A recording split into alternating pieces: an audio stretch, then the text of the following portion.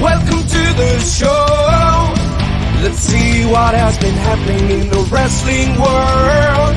Welcome to the show, where comedy meets wrestling by fans for fans. The Two Counts, always the best guests in Midwest. The Two Counts, wait time guaranteed because we're the best of the best. Meet Phoenix and JR, Top Shelf Tommy, we're about to start. Welcome to the Two Count. It's time to dig deep into the wrestling world. Welcome to the Two Count, where comedy meets wrestling by fans for fans. The Two Count. The Two Count. The Two Count. Where comedy meets wrestling. Please comment, share, like, and start a hype train for God's sakes. And now, here are the hosts of The Two Count. Comedian John Russell, wrestling broadcaster Big Ace, and everybody's favorite heel, Top Shelf Tommy. It's Tuesday. You know what that means? It means it's a sucky weather day here in Minnesota.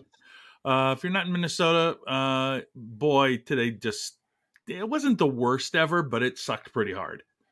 Wasn't the worst ever, but also Wisconsin probably got some. So, Dan jumps on here. I'm sure he'll tell us what the view was from his fucking Barca Lounger. And he'll tell us.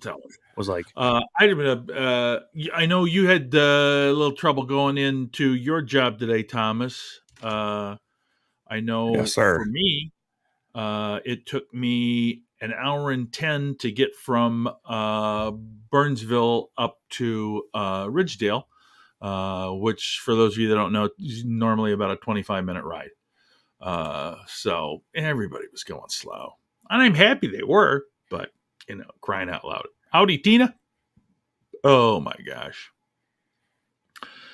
Anyway, it is Tuesday. We have a tremendous show. We've got a couple of shows that you guys came back from this weekend with big results for those that did not hear them. And we've also got one of our first guests is returning finally. After a long time, we'll have Down Town Petey Brown on with us this evening. So we're excited about that as well. Let us know where you're watching from. Just like always, tonight we're on Twitter. We're on Twitch, or Twitter X, and we are on YouTube. So if you're watching on any of those three, we'll let you know. Yeah, I don't know. I don't know. I don't know what the guy's doing. I'm not going to look back. JR's working from an office space. Didn't make it home. JR is no big deal. Everybody. Stuck in the snow. So I'm at the Caribou. But anyway, there you go. Yeah. Let's do this. I'll be honest with you. I didn't know if I was going to be back home in time or not. Before we're fully aware. Yeah. Well, you guys know. Whoa. What was that? Wow. Howl time. Nice. That sounds like that might be a Jesse raid. Hello, Jesse. Thank you for the raid. We appreciate it very, very much. I know Ace is typing. My gosh. So I'm going to go ahead, if you don't mind. I mean, unless you guys have something else you want to talk about. No, let's get Downtown Petey Brown on this show. He has been wrestling all across the Twin Cities, all across the Midwest. We're happy to have him back on with us again. Ladies and gentlemen, please welcome Downtown Petey Brown. What up? How's it going tonight? Right, Downtown. Yeah. You in a good spot. There we go. Got beautiful. All the focus. Right. Perfect. There he is. Yes, sir. Good to see you guys too. Thank you for having me back. Always a fun time. So how have you been doing? Things been going okay? You're coming along or not so much? Más o menos. My shoulder got dislocated in January. I a DVD wrong, which for the fans who don't know, it's kind of like the attitude adjustment what John Cena does, but you kind of land with him instead of separate.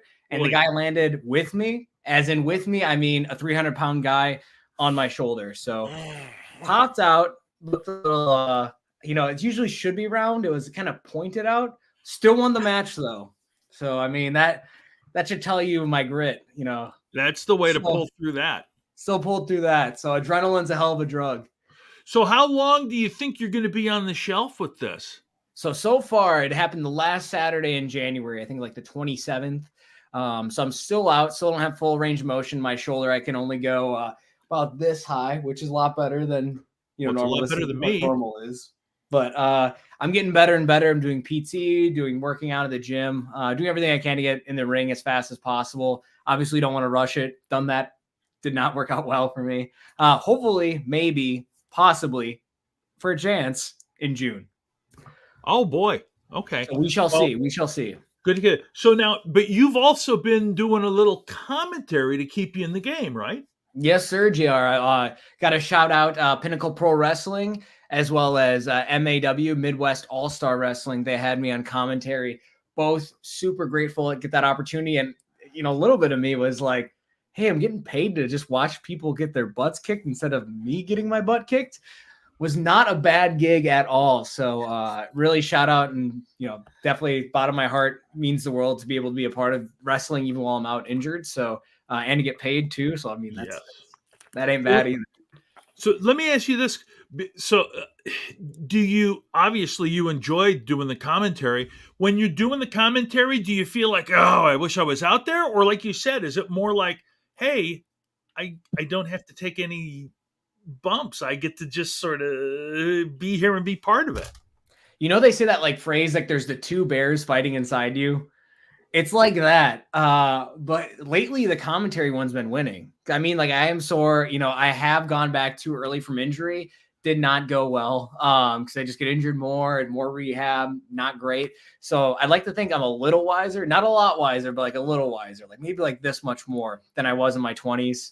I'm still in my early 30s, but I'm cool, just chilling, getting back when I get back. It's a big year for me. I'm getting married in September. Congrats. So I definitely don't want to make anything worse on top of that because my future wife will kill me. See, that's exactly, but my grandkids, with their parents, are going to Arizona for Easter with the other grandparents, and they're monkeying around yesterday. It says, don't do anything. Don't break. You don't want to ruin your vacation before you leave. Exactly. Wise words. So. Yeah.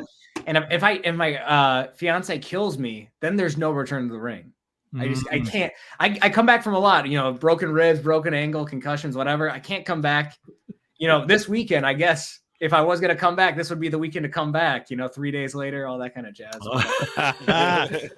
Oh, we got a redemption story. All Jesus Christ and Petey Brown. All right, fair enough. Downtown, but never out. That's awesome. How about cave bound Petey Brown? There we go. See, the gimmick writes itself. It's got a lot of legs to it.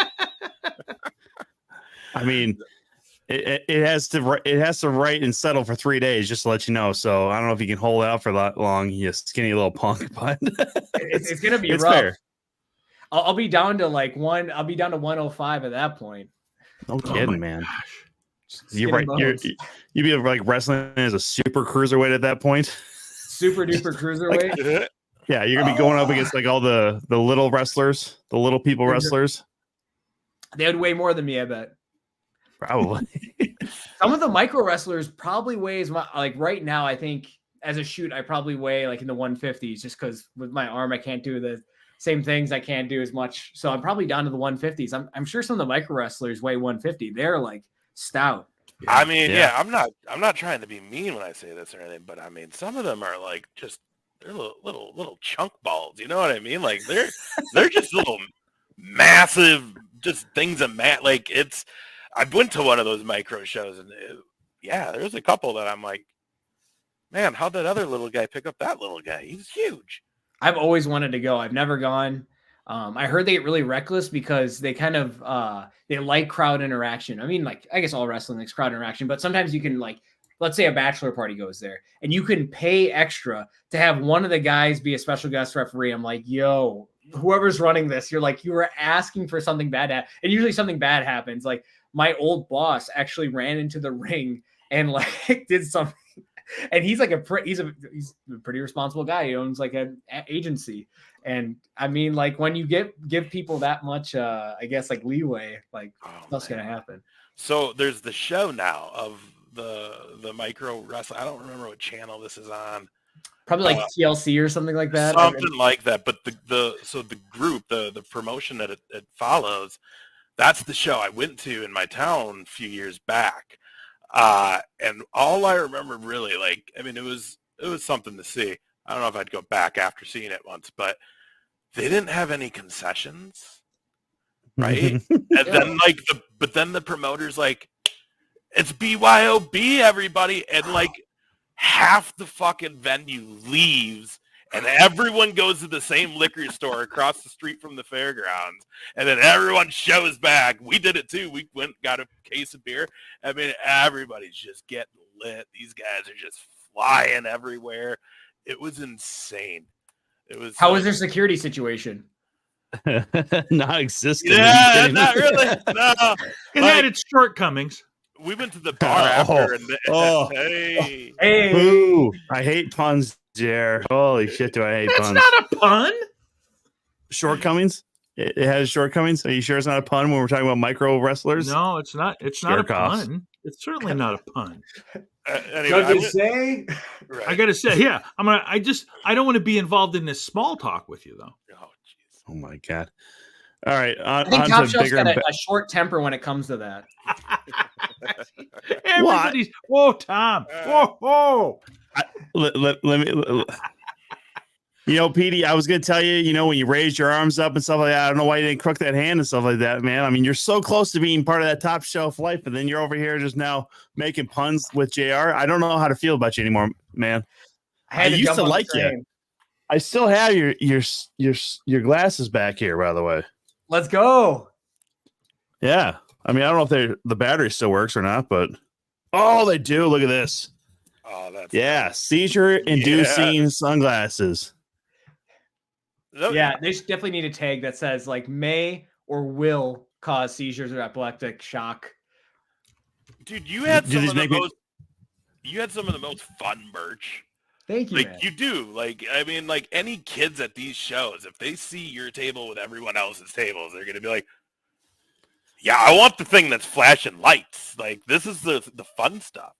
I can't tell. I'm glad you said it's fun because I feel like sometimes I'm on the edge of like fun and carny, but I think that's the pro wrestling, especially indie wrestling in general. It's that razor's edge of am I being a carny? Which yeah, you probably are. And then is it fun? Is in good taste? So yeah, but the thing is, it's the kids like it, and it's for kids. I've often said to these guys. I remember when we went. What was that we went to? The WWE. It was one of the Slammy Awards. It was a Raw. We wouldn't have the Slammy on Raw. Yeah, and but Roman like really Reigns, bad version, like where they didn't do the stuff it was on stage. One of the last ones. But we're sitting coming there. back. It is coming back.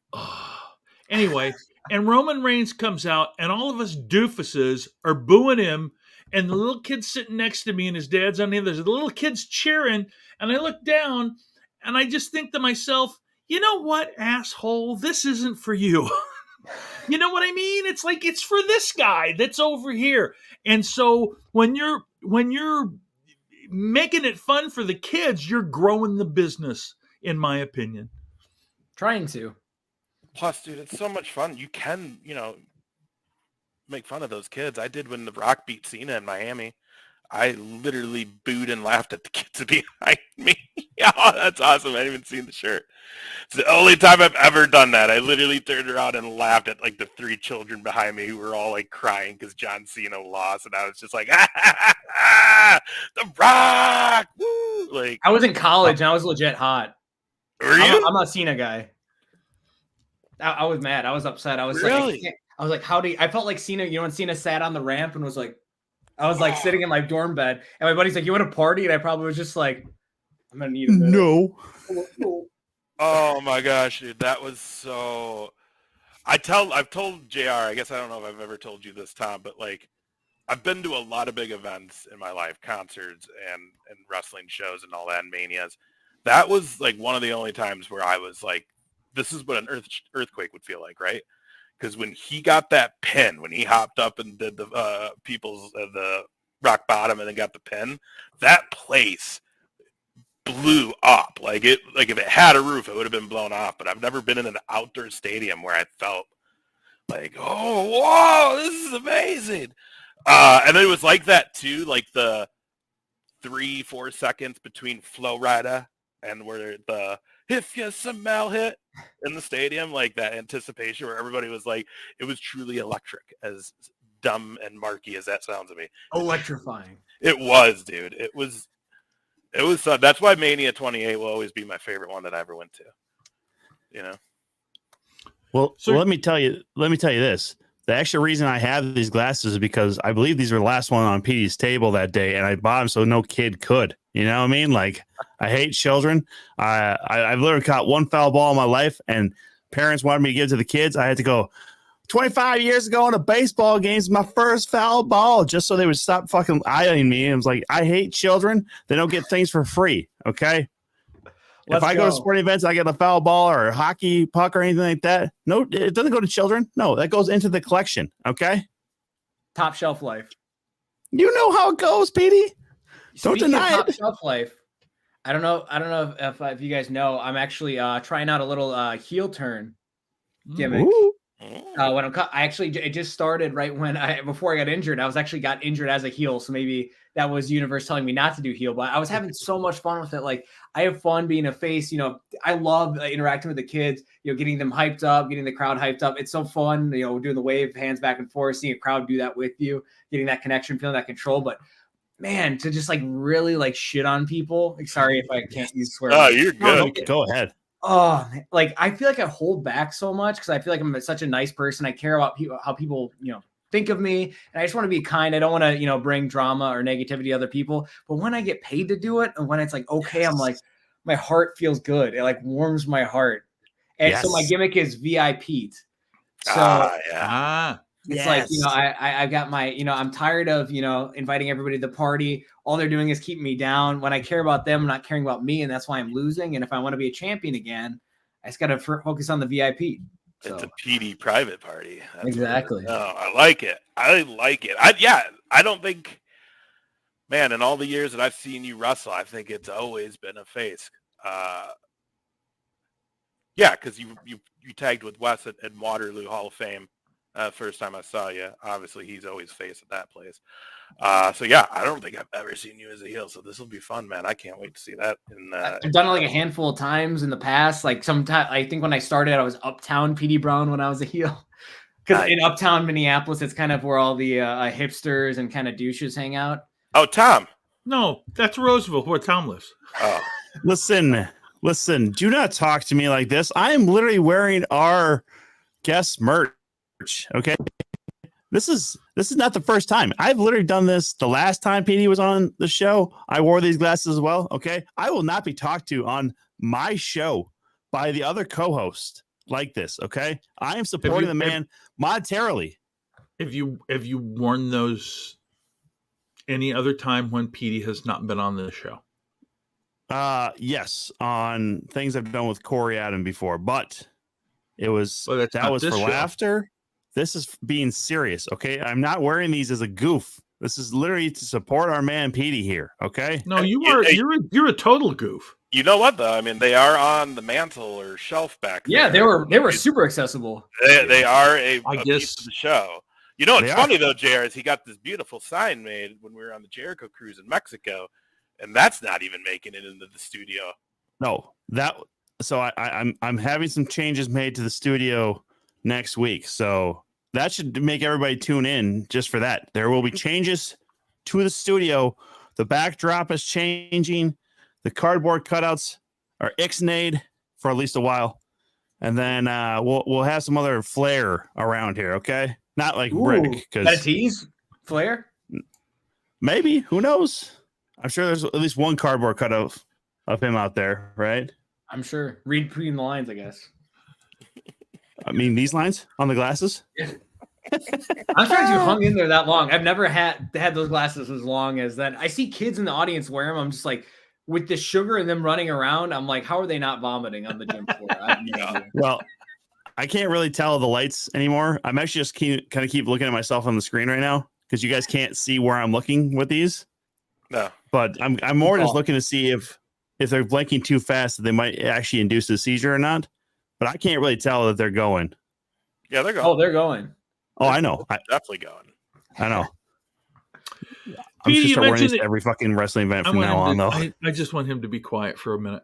Oh, So excuse me, JR. well, it's you remember how you were on me about how I couldn't tell an interesting story? It's the same thing right now with you. Jesus Christ, JR. So Children. anyway, Petey, Sorry, you mentioned, Petey. you Drama. mentioned that you're Town drama. you mentioned that you are a Cena guy.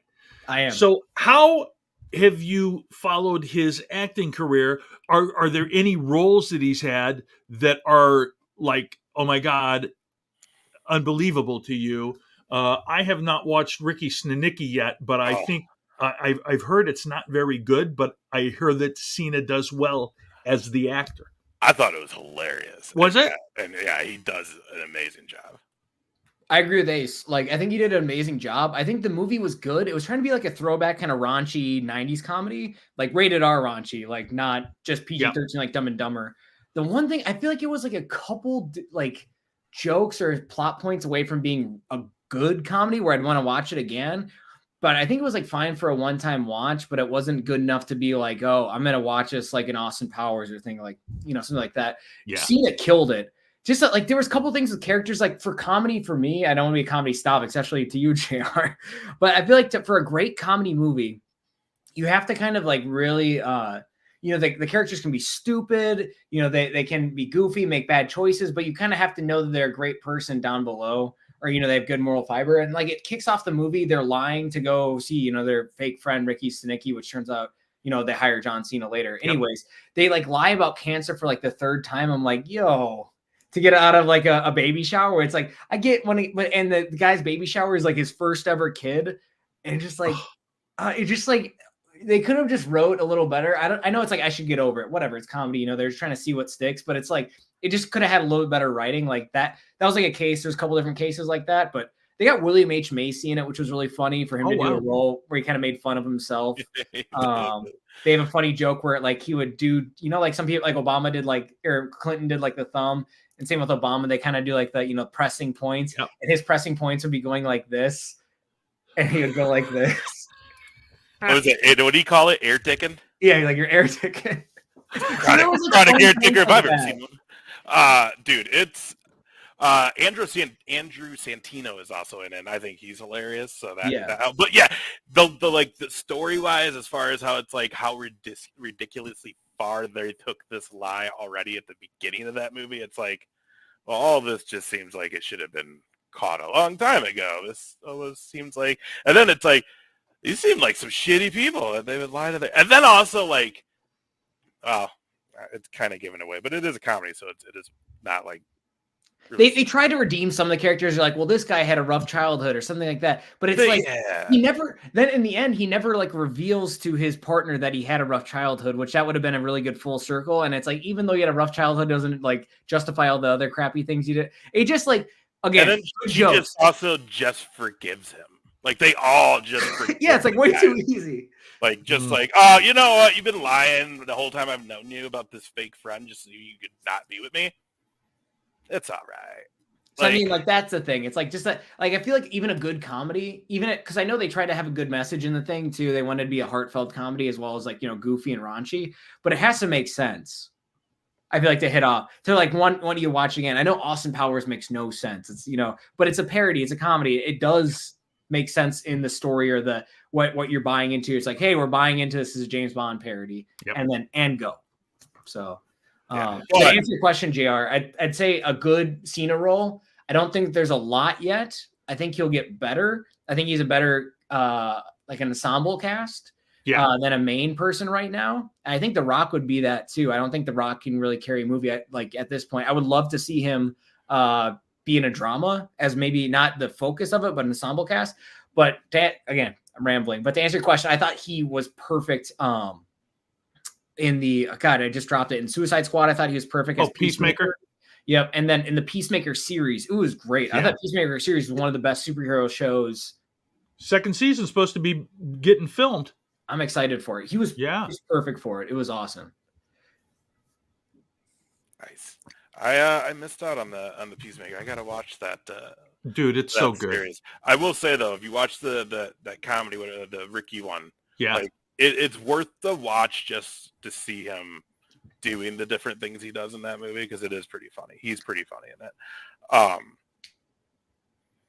Yeah. Well, what did you think of his card display at the Oscars? Isn't that wild that people thought that was an Illuminati thing? They're like, oh, he needed to like humiliate himself to get in.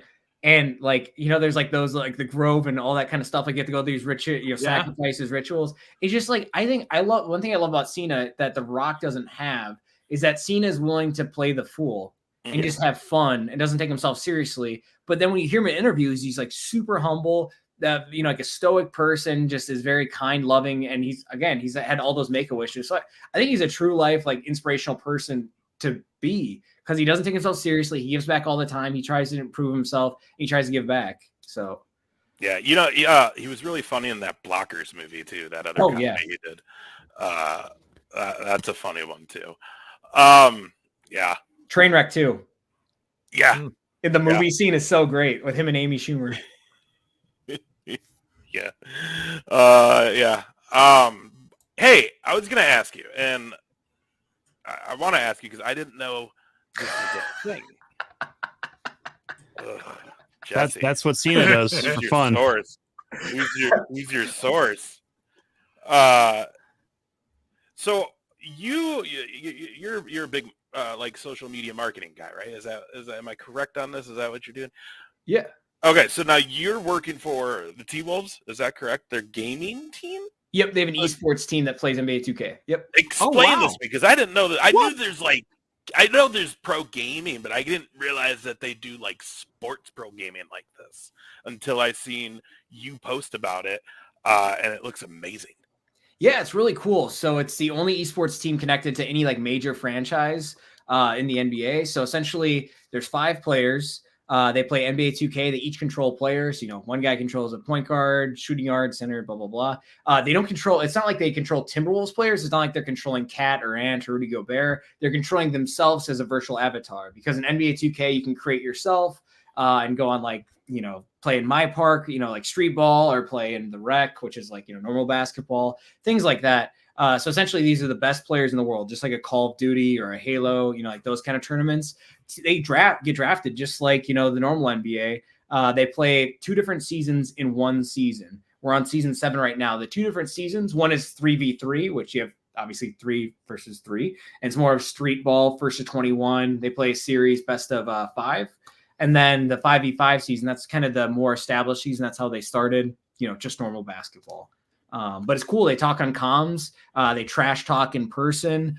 They all have great personality, or not all of them. There's some people who have great personalities. We're trying to pro wrestling it. We're trying to, get them. That's like the folks of the league right now is trying to make them, more eccentric, get more following.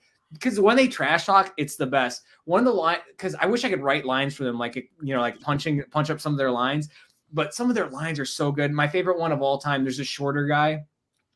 And one of the lines they said to him, it doesn't sound mean, but like when you hear it and when you say it to another man in person, he's like, "You're the only man I know who, when he sits down or stands up, it's the same height."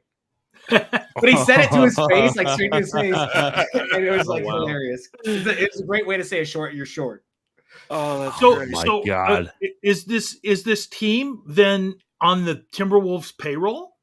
Yes, it is. So it's wow. Minnesota Timberwolves. So this whole thing is affiliated with the NBA. Yep. So it's an affiliate. It's like another marketing arm of the NBA. The NBA created it 7 years ago to be a way to get new fans in the NBA, since, esports was growing, especially, it was close to, or I guess not super close to COVID, but just esports was growing in general, with Call of Duty, League of Legends, Halo. So I wanted to get a new audience, especially because they have a huge audience, with Japan, China, and overseas, and esports is probably even bigger there overseas than it is here in America. So it was a way to do that. Right now we play at Mall of America, which is really cool. There's a gaming bar called Wisdom Gaming at Mall of America. And we, have like our own little room that we play in, and sometimes have watch parties. They got a big screen TV, have old N64s there, PlayStations. And they also have like the brand new Xbox and PlayStation, and have game themed drinks. And yeah, it's pretty cool. Wow. Now, does any of this end up on like Twitch here, or like where can we watch this happen other than going down to Wisdom Bar?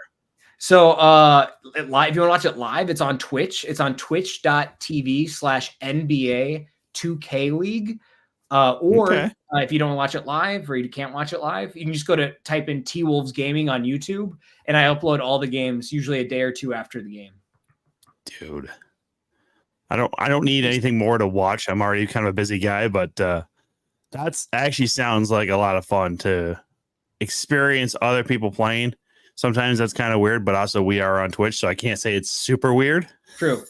I mean, it's kind of cool if you're a 2K fan, because you're watching like the best in the world play. So sometimes you can pick up tips, or sometimes you can just, see different strategies, or just, it's cool to watch something you're passionate about. Like, it's like watching pro wrestling. You watch, like, I'm a wrestler, but I still love watching WWE. Like, I was blown away last night. It was Ricochet and JD McDonough. It was definitely more of an AEW style type of match, but I feel like it was an AEW style type of match, but they actually sold. So I was like, sweet spot. I was like, boom, it was great.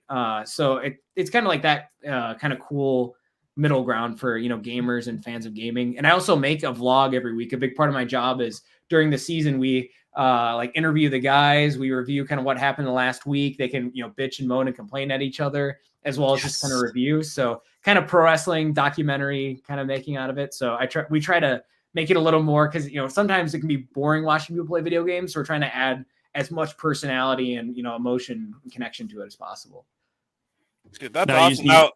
I'm sorry, Tom. I was going to ask though, like when you're playing, so like when they play the other teams, are you guys like traveling to each other, or is it all just over the internet? So a lot of it's over the internet, but we do have tournaments. We have less this year. The other year, in years past, we travel for each tournament. There's 2 tournaments for each game mode, and then there's a playoff, kind of obviously to crown the champion. So each game mode would be played in, or each tournament would be played in Washington, D.C. It's been in the past in Indiana, New York, Dallas, Vegas. So it's been in a lot of big cities. This year it's still in Washington, D.C. So not until the 3v3 playoffs will we be in Washington, D.C. Fingers crossed we make it. And then for 5v5, we'll for sure make, one of the tournaments, I'm sure, or playoffs. That's always fun. Then you can, because right now it's just, we're playing. It still shows the guys' faces while they're playing, remotely, or, us in Minnesota, other people in Indiana or New York. But when they're face to face and they can actually trash talk and yell, I've seen almost people come to blows. It's been pretty great. Love it. So is the vlog you create, is that also on the team's YouTube? Yep. Nice. All right. I'm going to check that out, because I want to see how you writing maybe a little bit for these guys might be working out. Because I know, obviously, you know the wrestling side. So some of that stuff kind of comes naturally after a while. You just kind of build it up, and you know how to speak to people. But, sometimes trying to coach people or write for other people, it doesn't always work out. So I really want to see how that plays in here. I think that's going to be the most interesting thing for me, to be real honest with you. I want to see how these nerds might be able to taunt and trash talk a little bit. My guess is all of these guys go whoop your ass, Tom. Call them nerds. Maybe not all. All right, Ace. All right, Ace. Just calm down. But I'm sure no nerd has ever once taken a swing at me. I try to meme up the content too, to make it as much like, so you feel like you're watching something and you would watch it that like a good producer of YouTube content would, produce. So I try to, because I feel like I consume YouTube more than anything else. So I try to, use that a little bit to make it as entertaining as possible. So when you came into this, because how long you been doing this? And I'm sorry if you did not want to talk about your actual job, but I just no. This is awesome. I painstakingly try to promote the YouTube or the T-Wolves, especially their YouTube, because I produce a lot of content for it. So I love this. Been doing it for 2 years. Okay. So when you walk into that room and they're like, we're gamers, and then you're like, well, this is what I'm here to do. But also, I'm a wrestler. Like, what is that reaction like?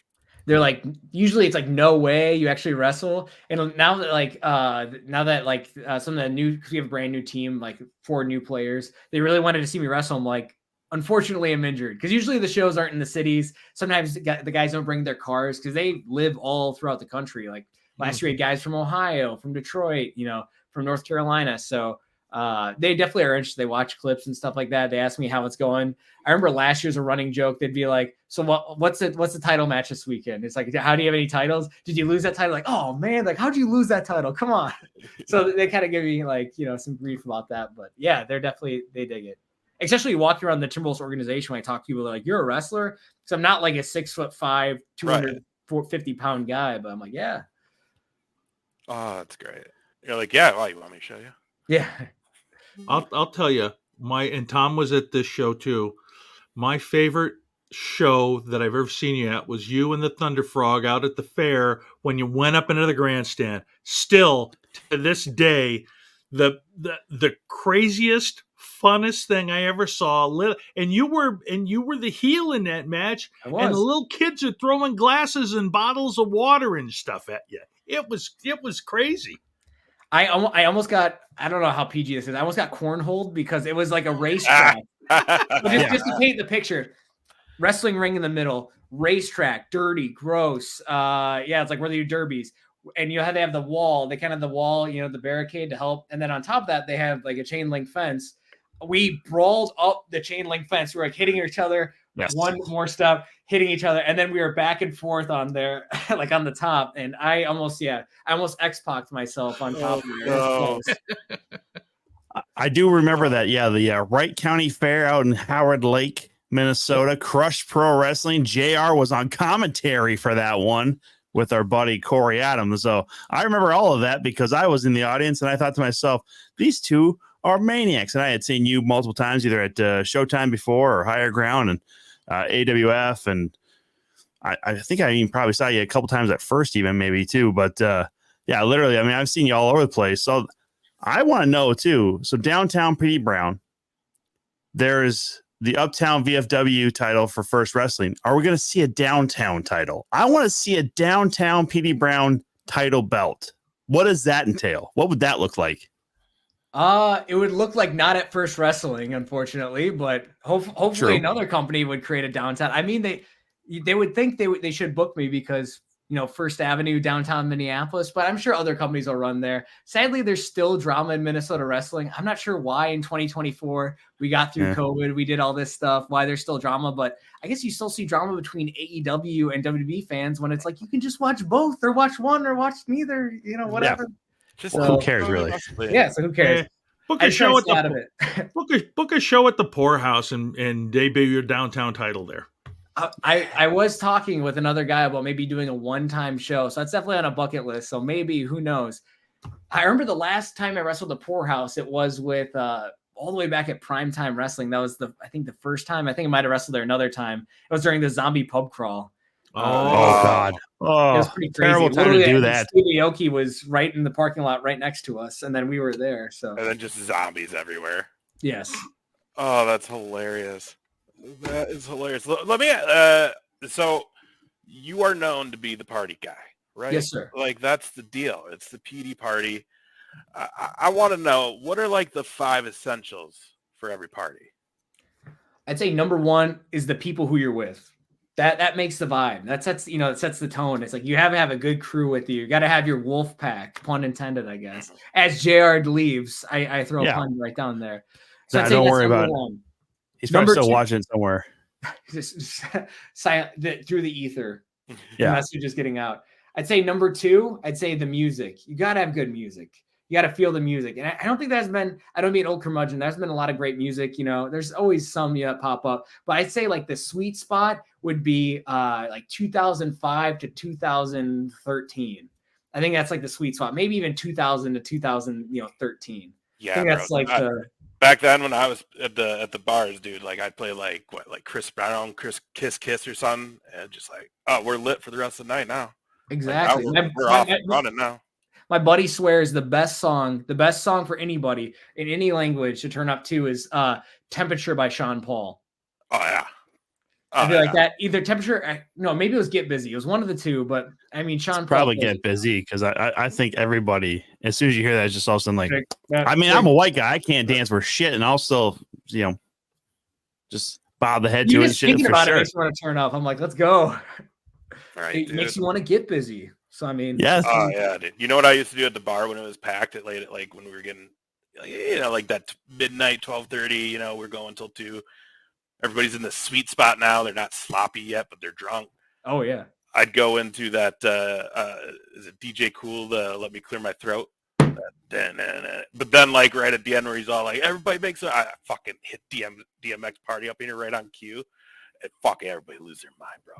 So Ace, I don't know if you knew this. In college, I actually DJ'd my last 2 years in college, and I DJ'd a little bit in the cities. Let's go. That's how I got Downtown Petey Brown. I was DJ Downtown Petey Brown. And I want to say on Let Me Clear My Throat, would you cut it? Mm-hmm. Like, was it, All the time. Yeah. And back then, that's when you did that shit. It didn't care. Turntables didn't matter back then. It was just playing the right songs and hitting the right moments on a microphone for a crowd then. Hell so, yeah. like, you take the fader down, like, they all do it. And then when he's all like, now, all my fellas, like, when he stops, then you hype him a little more and be like, look, fellas, or all the land, they all fucking, because that was when it was, like, magic. And then by, like, 1:15, 1:30, it's just like, all right, everybody get the hell out. Yeah. Get sloppy. But, yeah, man, that was the, yeah. Oh, those were good times. I remember doing that. Those were those days, too, where it was, like, T-Pain was huge. Lil Jon hits were huge. Flow Rider hits were huge.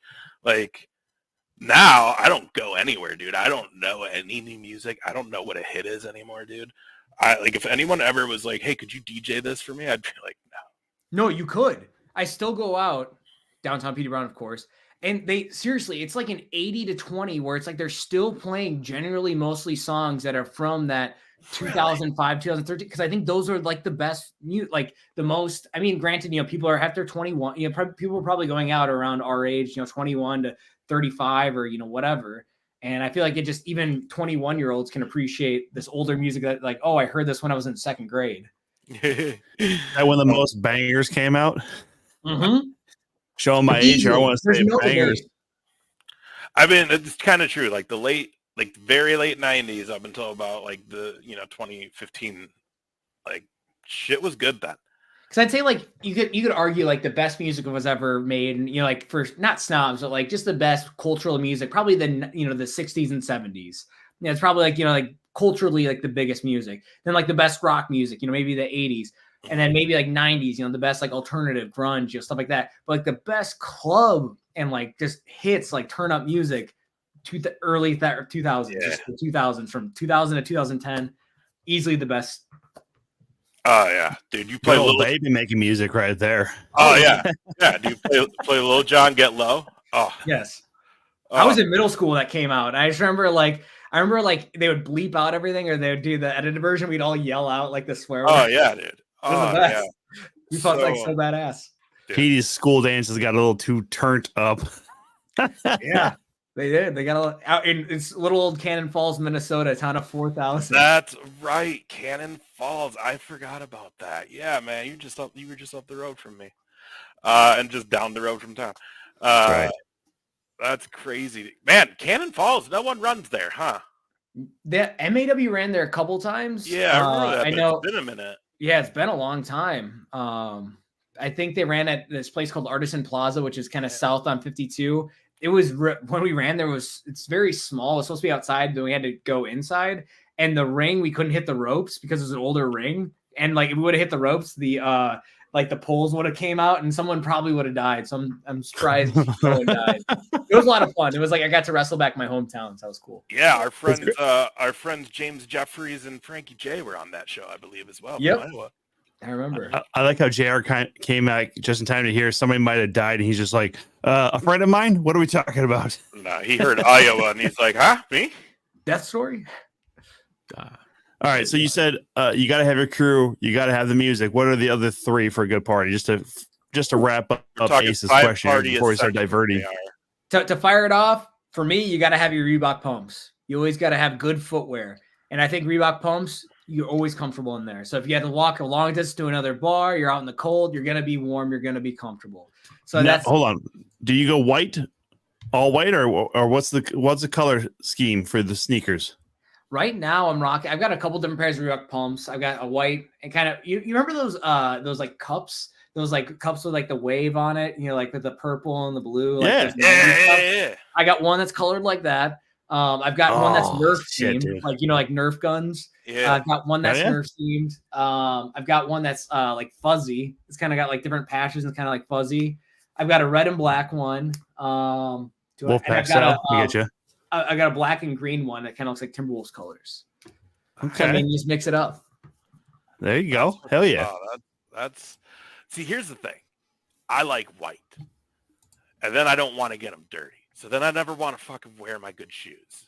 Like right now, the only good pair I have are my Air Force One Supremes. And I only wear them when I'm announcing a Madhouse show. So they've only been worn 3 times. You should get spray. There's like either on Amazon, there's like a spray that you can wipe it down. It's like an orange bottle, or there's like, I think it's like a black pad, or it comes in a black case with like kind of neon writing. And there's these wipes. So just like right when you go home, spray them down, wipe them down, and usually gets off almost everything. Oh shit. That's what I do. I've got shoes that I wore. They're like old Adidas shoes with like that a huge lip that had the old Adidas logo on it. I remember 2 Chainz like represented the shoes or whatever when it came out, but I still can wear them because they're still in shape. So I've kept them clean. Nice. Oh yeah. Gotta keep smart man, Petey Brown. Smart man. So I'm trying to think 2 more. What are there? We got good friends, good music, good shoes. 2 more to round it out. Let's say you had a good base, you have a good something on your stomach. You don't want to go in there without even if whether you're drinking or not, you gotta have the fuel. And then I'd say number 5, you gotta have an energy drink. Whether you're just chilling, dancing, I love my caffeine probably to a fault. So energy drink of choice. I love Ghost. I love red. I'll do some pineapple Red Bull. I love that one. It's one of my favorite flavors. Nice. We're trying to get sponsored here, actually. So make sure you say some Monster and more Monster. Oh, I love Monster, especially like the white can, the sugar-free white can Monster. Yeah. Woo! Or the orange Monster. Woo! See, there you go. We have so That's many the flavors way. of Monster now. So many flavors of Monster. And sponsored. All right, sweet. Thanks, Petey. You've done your job. Monster. Unleash the beast. There it is. See? There you go. is. Don't How get about- some weirdo Christian lady telling us that it's the mark of the beast or whatever, and we'll be like, Hey man, We're all gonna die somehow. The leap some people make to just get whatever story they want to say out is I know. pretty funny. that crazy lady. That yarn thread is pretty long. I went from here to here to here. Can you follow along? Nah, you're whack job. Write it all down on a diagram.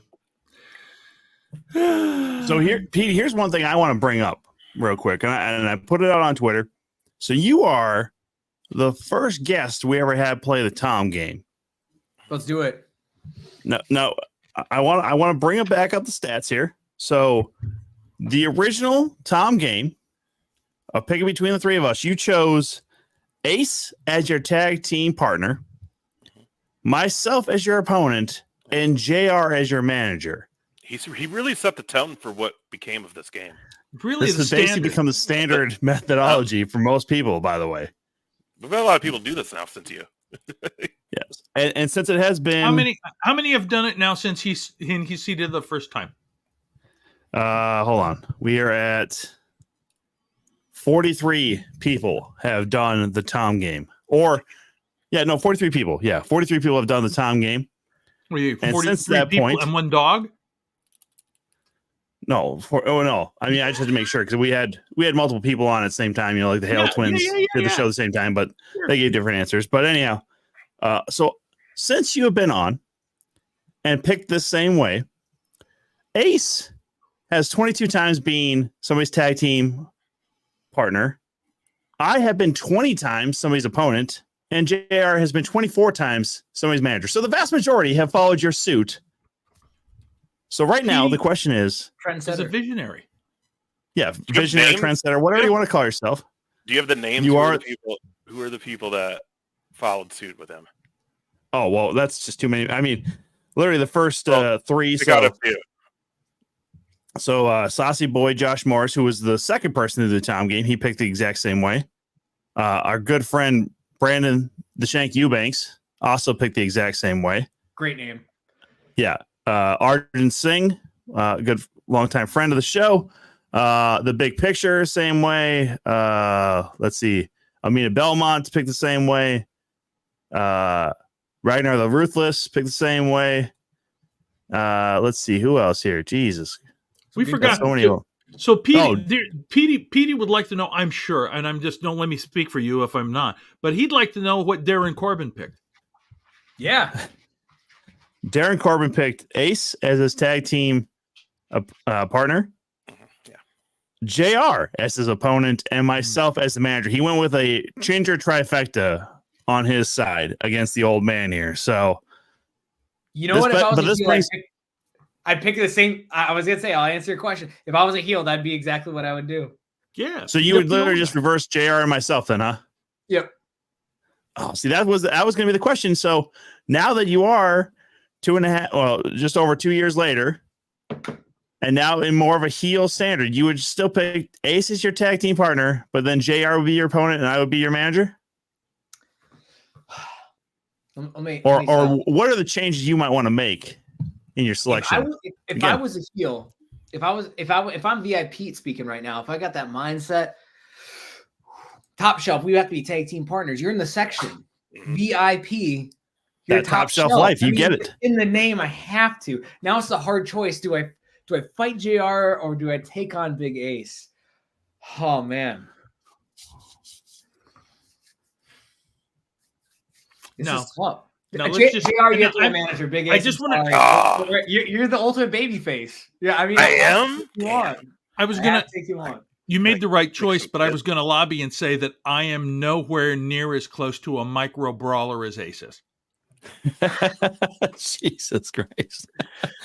I think we're both pretty far from a micro brawler, JR. Well, no, you're much closer than me. I'm closer, but we're both still a far ways away from all of You them. have to see him in person. It's wild. Yeah. You are also, I think, the only person to play this twice now, and There we've you go. had that. We've had that opportunity. In fact, Darren Corbin was here last week, and we didn't do it again with him. Well, so that's why I wanted to do it, because I saw that you were the first, and so now I'm going to start a second page of this whole spreadsheet, and we're gonna call it the return, and then if anybody makes a change, we'll mark it down right here. So, I'll get all these things lined up, but making sure that everybody knows that I am now your favorite, and that Ace is going to get his ass whooped, and JR is going to be the worthless manager that we had to hire because creative had no other things to do with him. Jared can write our jokes. Yeah, Jared can rate your jokes, Tom. No, he can't. I would, and to be honest, Petey, Tom is also a stand-up of note. And I mean, Actually, these guys packed the New Hope Girls Cinema. Really, whatever that seriously, place is, a couple weeks ago. that was a fun show. And after the show, I heard a lot of people say, "Boy, there's nothing like good stand-up comedy," and Tom's act is nothing like good stand-up comedy. He didn't have the glasses with him. That's why. No, he didn't. First of all, let's be real here.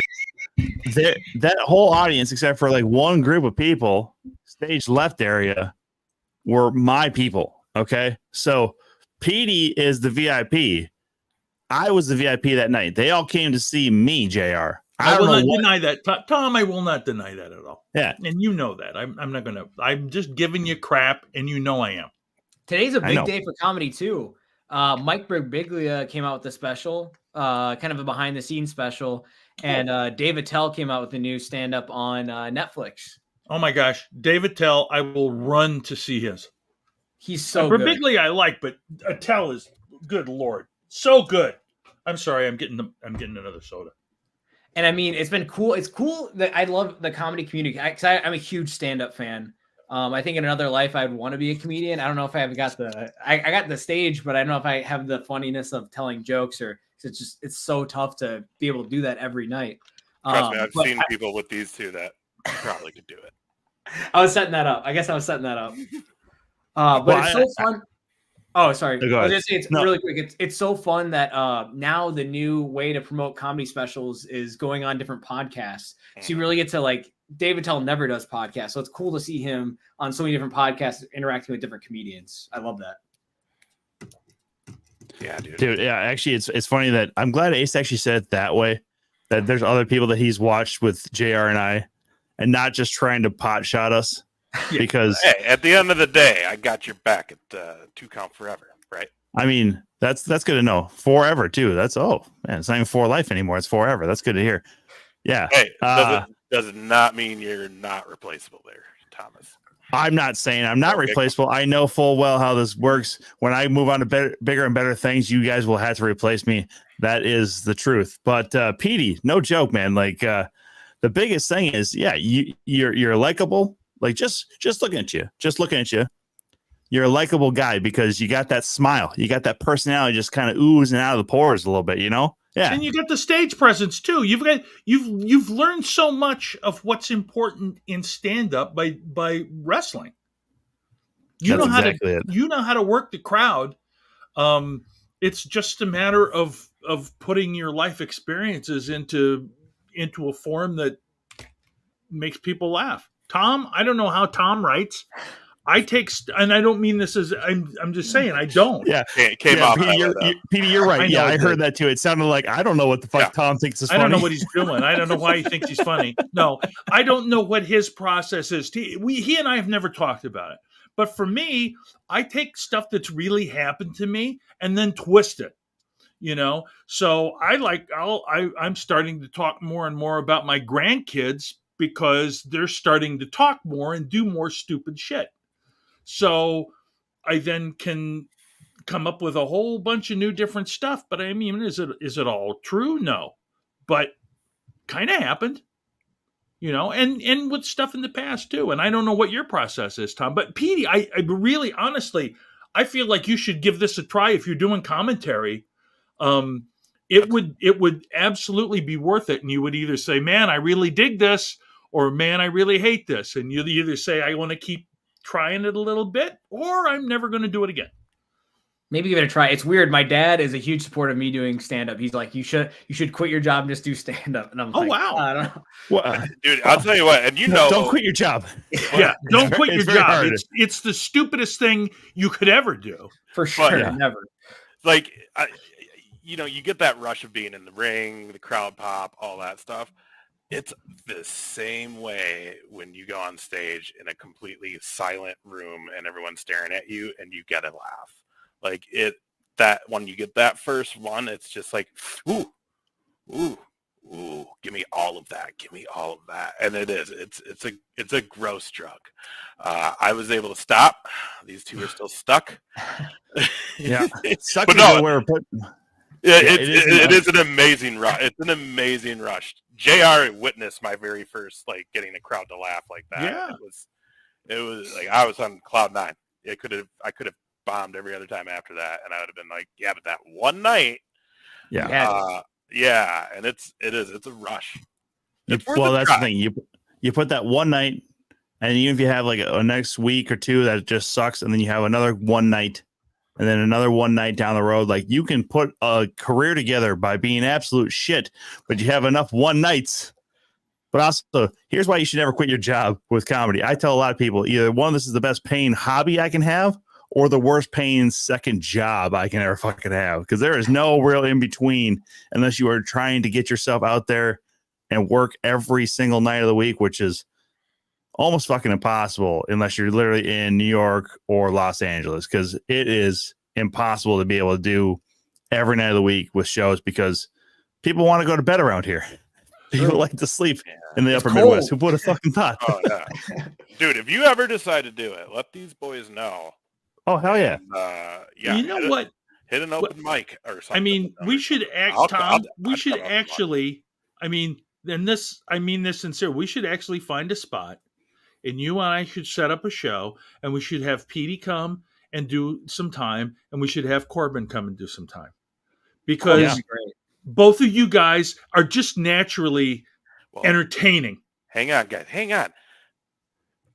If WrestleMania. If this announcement comes in the next week or two, we're going to have a 2-count PD, everyone else is invited party in this metro area that week. So quit giving other people the ideas of what we JR. Yeah, we were going to have an all-wrestler stand-up show. Fuck. After I sit together. Oh, dude. I hope it happens. I really do, especially for, people, like you and Corbin and all our other friends in the metro area, because it would be great to see you guys get to work all week long and all the big names that come to town that are on those shows. And I mean, you've had your fair share of big matches in your career, but it would be fun to see a Mania week here in Minnesota. And just to go to Mania too. I've never gone. So it's dude. Mm-hmm. It's a feel. It's a vibe. You always forget the first time you walk into a Mania stadium and like see the set and the ring for the first time. Like I remember it. 26, Taker Michaels, man. I remember walking into that place and just being like, oh, I'm here. Oh my God. And then at the end of the night, Michaels doing the whole, it was crazy, dude. Arguably the best match ever wrestled. Man, it was so awesome. It was, dude. Yeah. Fingers crossed. It's got to be here. Like at this point, where else is it going? Vegas. Yeah, but man, we thought the same thing when they missed such a golden opportunity last month to announce it. Then that's the So that's what we thought when they did that press conference. There was going to be the announcement because it's so close to after the Super Bowl, and then it was the start of their WrestleMania XL Road 2 shenanigans or whatever. I mean, I thought that's what was going to happen. Was literally, hey, here's a press conference because 41 Las Vegas. I mean, I wouldn't hold them against it to put it in Vegas because of how well the Super Bowl went off this year, and they will. They will eventually, yeah. Rumor now is they're getting the one after, is what I heard. But I mean, Minneapolis first, baby. When you got Minnesota politicians talking about it on Capitol Hill, the funding. Like it's. I mean, but they talk too much, man. Some of these politicians, some of these people in the stadium, they just talk too much, man. Yeah, like even Walls, I guess, said something about it recently. Like, maybe not recent, but he mentioned it. So I just feel like it's got to be. It's got to be. Are you pumped for Mania in 2 weeks, Petey? Let me hear it. What do you think's gonna happen? I mean, obviously the big thing is, we got the Bloodline, you got Cody, you got Seth, you got that whole thing night one with a lot of impact on everything else for all of them. And then last night, by the way, crazy. Yeah. Perfect. It was like, that should have been the go home show. I wish they could have scheduled Chicago to be the go home show. Yeah. And then that would have been, because it was just literally. It's probably going to be some swamp in New Jersey. Probably. That's going to be the go home show. Get the Jersey trash. Fucking New Jersey.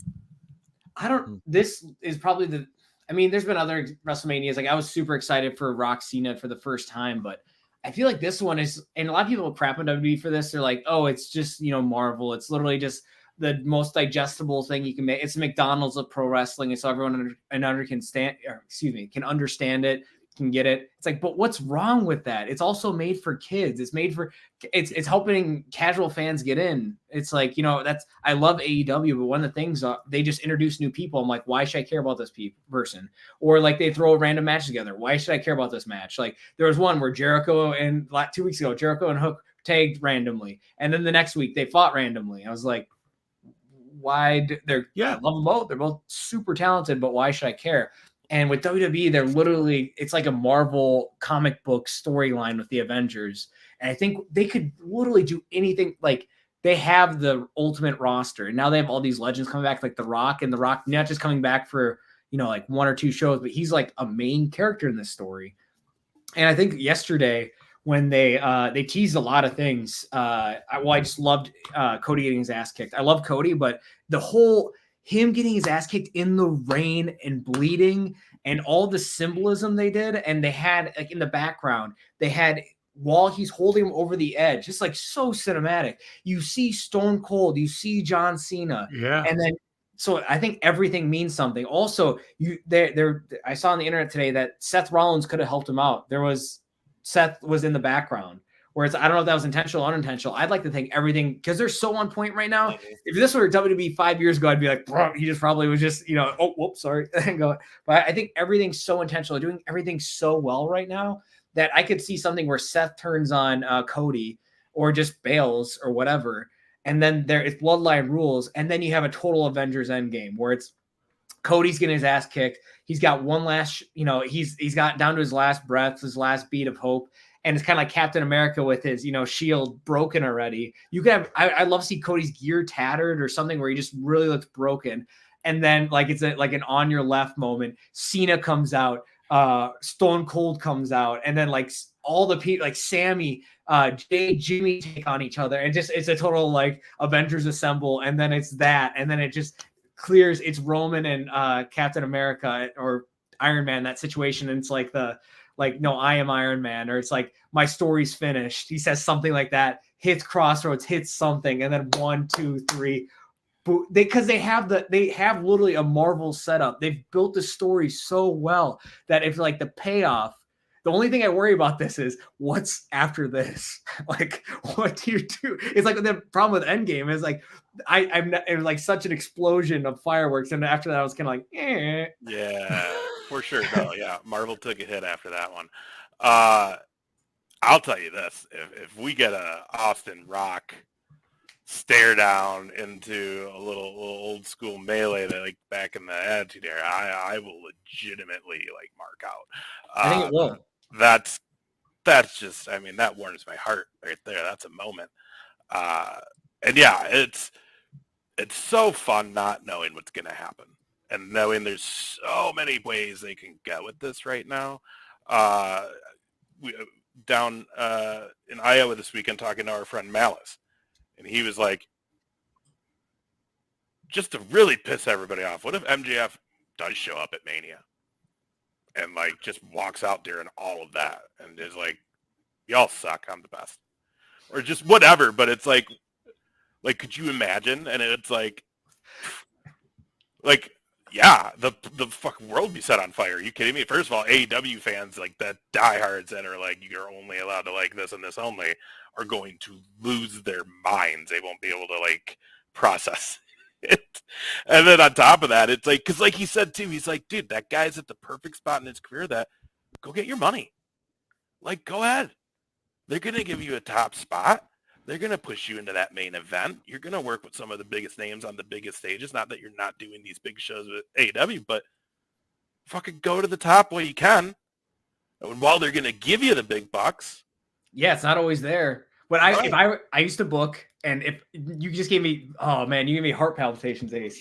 What my thing is, Cody, that whole thing I told you, the Avengers moment, Cody wins, Damian Priest goes to cash in. It's finally he's gonna cash in. He's like, because that's what I would do if I was Damian Priest and make the most logical sense. I'm gonna cash in the biggest title. This has been the unstoppable title. He's about to cash in. And MJF clobbers, beats up, Priest, and then just a stare down between Cody, and then Cody holds the title up, and that's how you go. That's how you build to the next chapter. Yes. It's like everything you thought was going to happen, you thought every story was going to end, now we got you hooked. And I love AEW. I'm so happy AEW's in existence because none of this would happen. WWE wouldn't be pushed if this AEW wasn't here. But that would be like a fatality shot, like fatality, or like finish him. Like all AEW fans would be like, oh. It would, dude. They would, if that music hits, like those diehards are going to lose their minds. But then also that pop in Philly, if that song actually hit, like we've seen some major pops with AEW and, like Edge and Christian and just these big names. Brian, we were there, JR. We were there for that one. Adam Cole and Brian. Yeah, that was insane. But man, I mean, Cody coming back was big.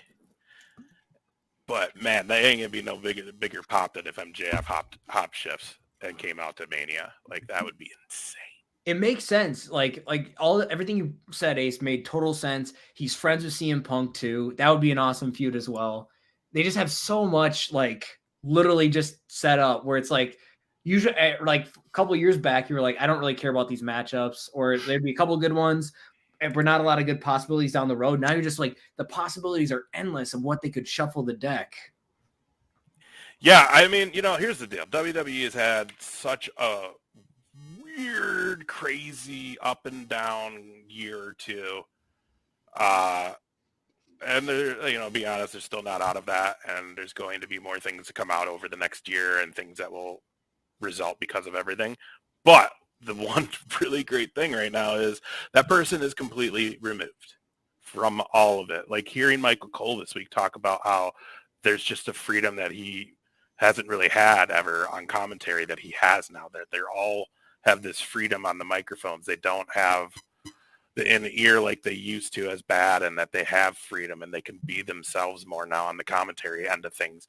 And then seeing just the storylines, like, man, I'm pumped. I'm pumped for this Mania, and I'm pumped that it could be a really good restart to WWE and the Paul Levesque, or what I'm going to call the Terrorizing era. That they should totally name it that. Come on! The Rising. The Terrorizing. Oh, that's so great. No, but you got to say it the right way. Terrorizing. Imagine, yeah, right. Imagine what he'll do.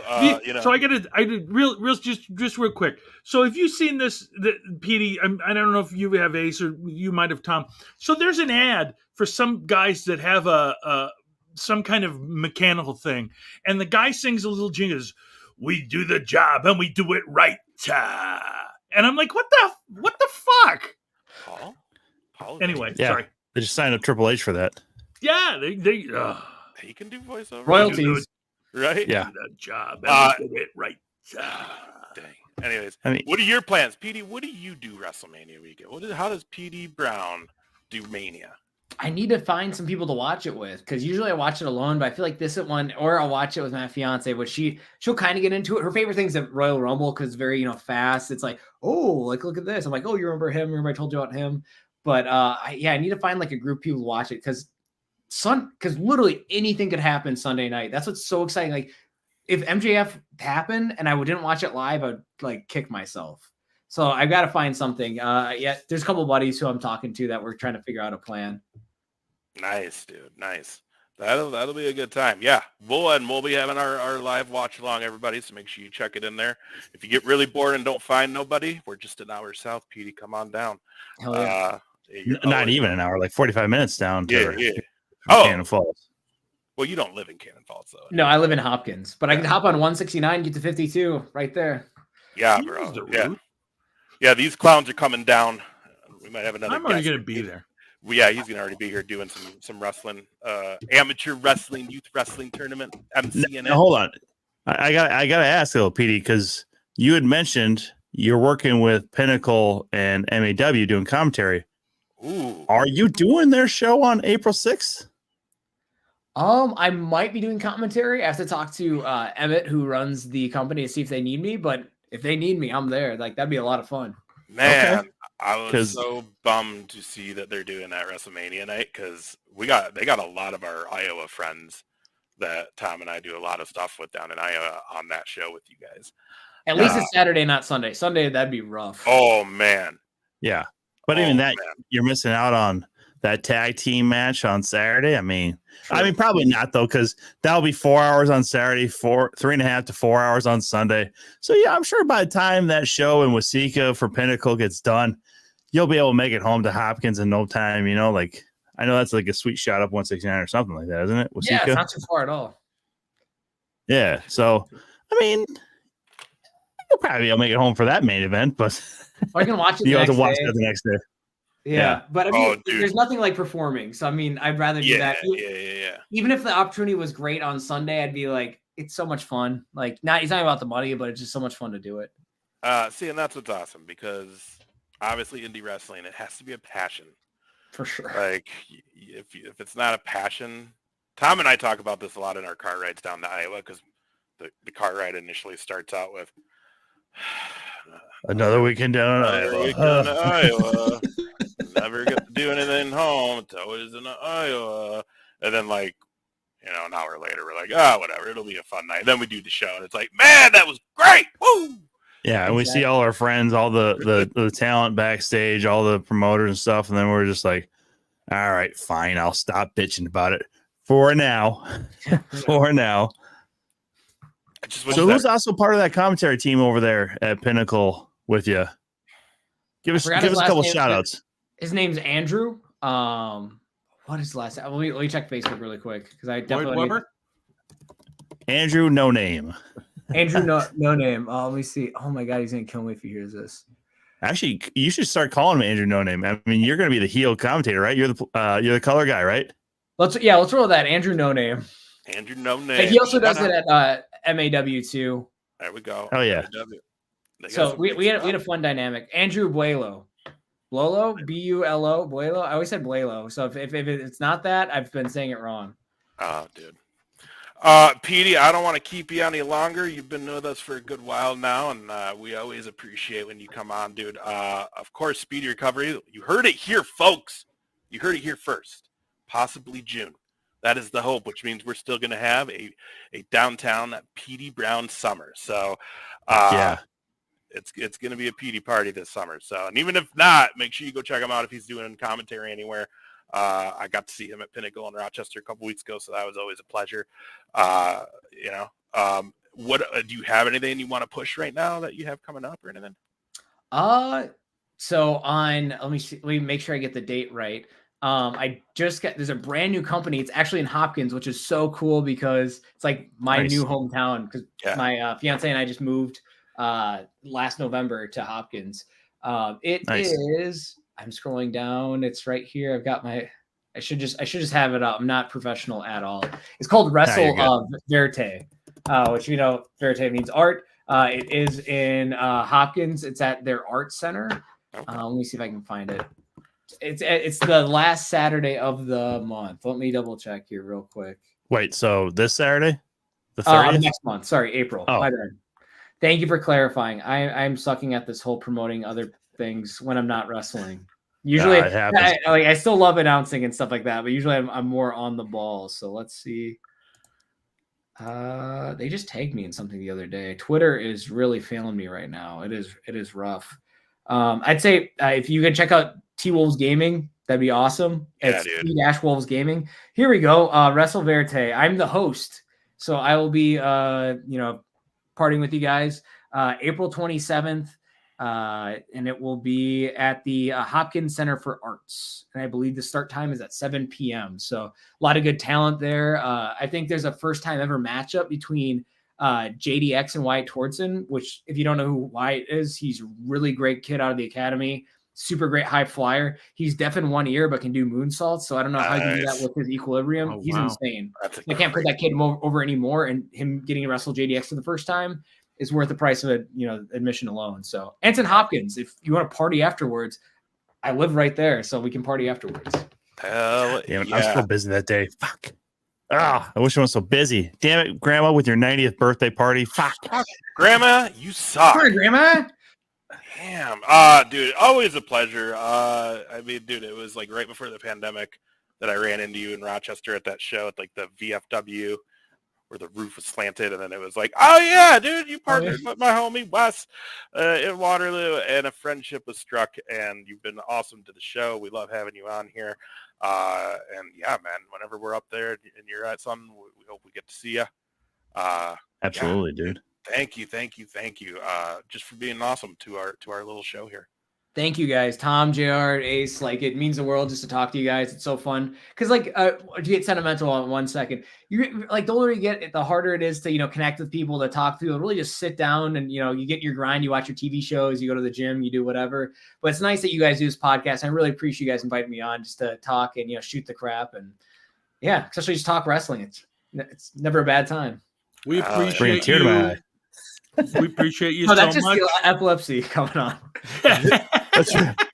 I gotta take the glasses off. Oh my gosh. Continued success. Hope you heal up quick. Thank you guys. Yeah, Have brother. the rest of the week. You too, man. Thanks, Have Petey. a good one. All right. Dude, I love that, man. Excited. He's awesome. Petey is the shit. Guys, support him anytime you can. I gotta really do something with my camera here. Man, I'll tell you what. First of all, AEW Edge winning Christian's title, awesome. Yeah, and that match was, if you didn't watch it, holy cow! It was fantastic. I mean, it's anything with those two against each other is going to be a masterpiece. It's funny because I saw somebody complaining about how they don't like the character that Edge is over at AEW, or they don't like the character that Mercedes Moné is over there. They're the exact same fucking character. In fact, Edge even uses the same damn music, so I don't, when it's like that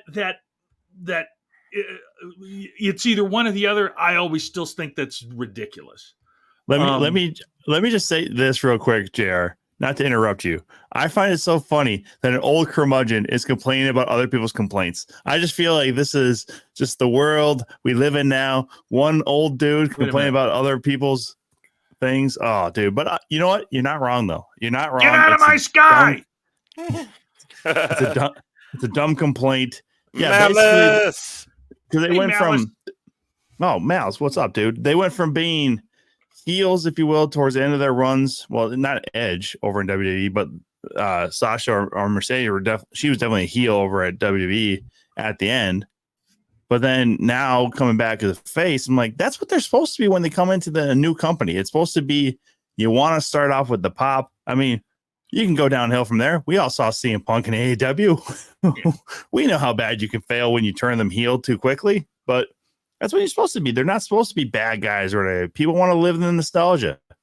And also, Edge, especially, you already had a perfect bad guy in Christian to play off of. So, and Christian is so good. I would almost say that Christian is the top heel with MJF out. With MJF out right now, 100. Well, even that, the end of MJF there before the injury, he was a face.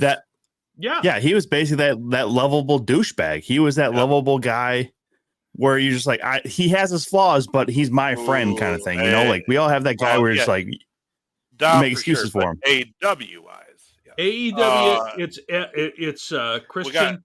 We got WWE. It's definitely Dom. We got Malice here, so we'll real quick. Me and Tom will let you know about how the shows went this last weekend. I was in Knoxville with Malice and the crew for Madhouse Wrestling, first show back since November here in Rochester, which JR, you were at that show. Fantastic. Yeah. Damn show. Like we fucking killed it that night. And another stellar show. Crowd showed up. They really showed up as the match was getting going. That first match, they were loud as hell all night. Always a nice, fun, wild crowd in Knoxville. Two big title matches. Jimmy Wild retained against Nasty Nick Nolan. These two fought all over the venue. And then brand new tag team champions for Madhouse, the Hale Twins, beat up Chileo pretty good. And let me tell you, that match, probably one of the best tag matches I've ever seen in Iowa.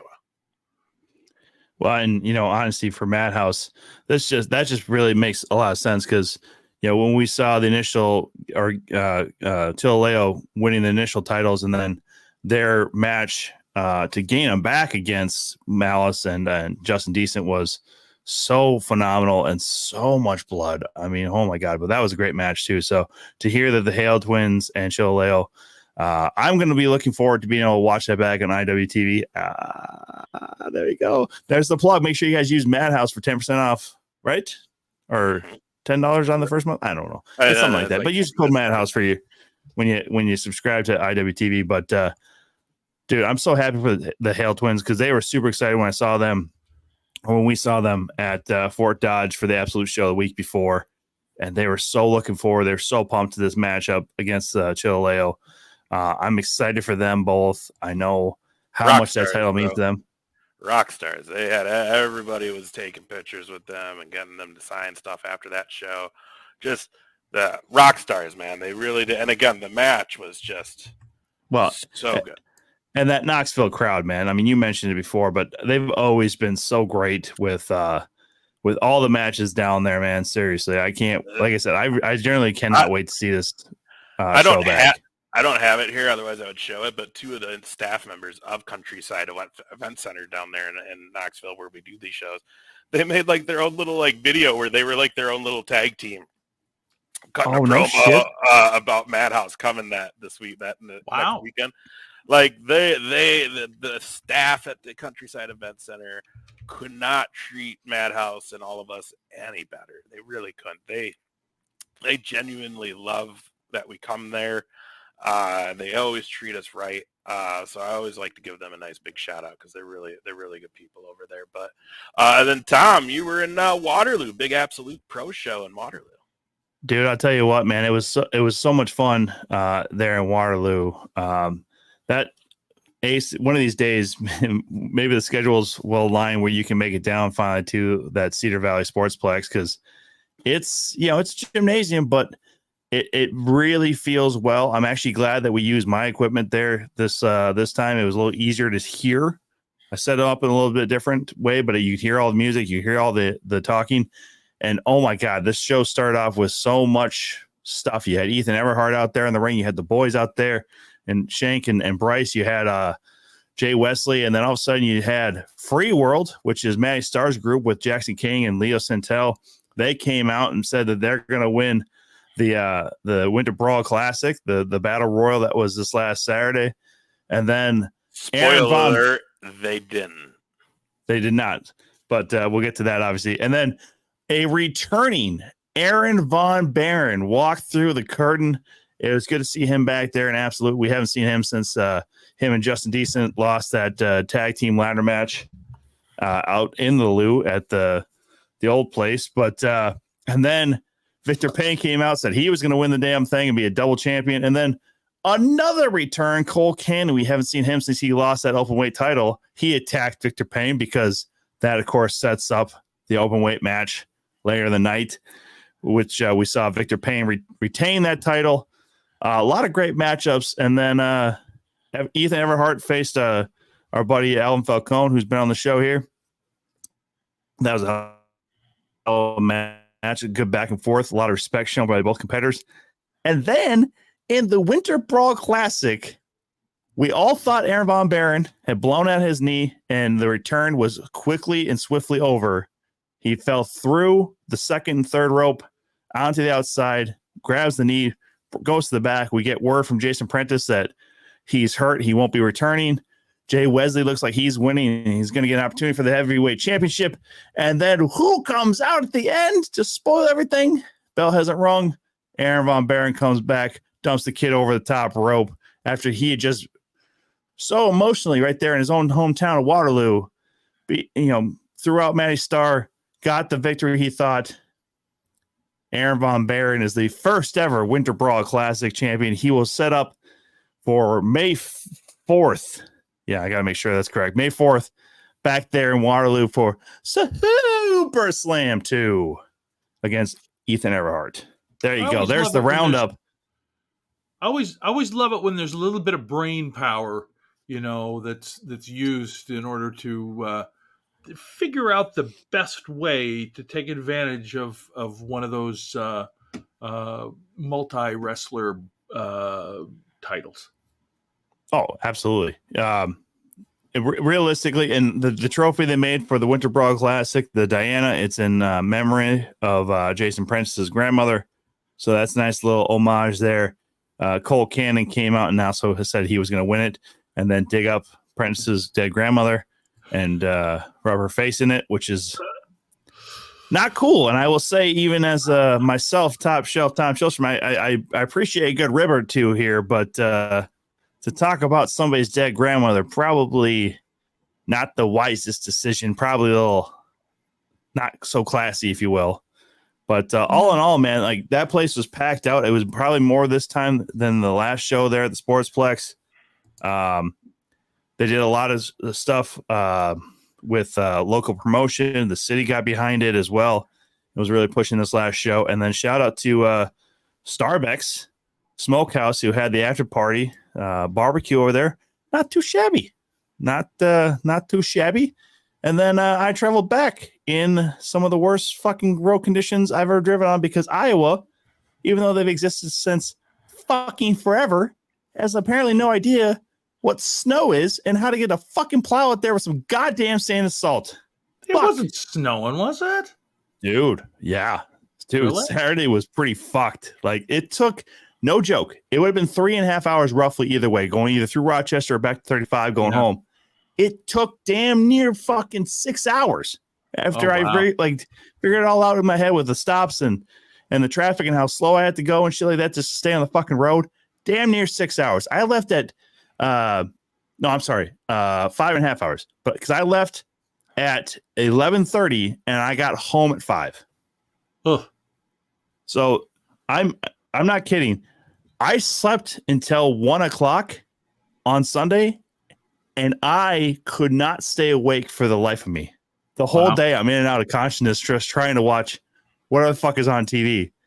I could barely stay awake enough to piss. I was so fucking tired because of the fucking stress and the long day. I'm like, fuck all this. So, yeah, because, and Ace knows this too. Like, how many times we've done absolute shows where we get rain or some kind of fucking shitty condition. Like, I came back from Algona for their show last November, December. Fucking terrible until you get to 35. But even 35 was straight garbage from as soon as I got on in Mason City, Clear Lake, all the way home. 35, fucking nightmare. Iowa and Minnesota both. Fuck it. Yeah. They did not decide to get out at all. And there's my rant for the day. Y'all are welcome. I fucking breathed a little bit. I'm sure I'm red in the face for sure, but yeah, you're okay. This is why I drink, everybody, is to keep the demons down.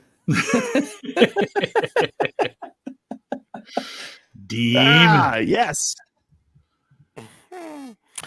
Let's watch a wrestling video, and yeah, why not? We like watching this together and talking about it, so we're gonna do it. This is one of the new ones. Nice. Oh my god.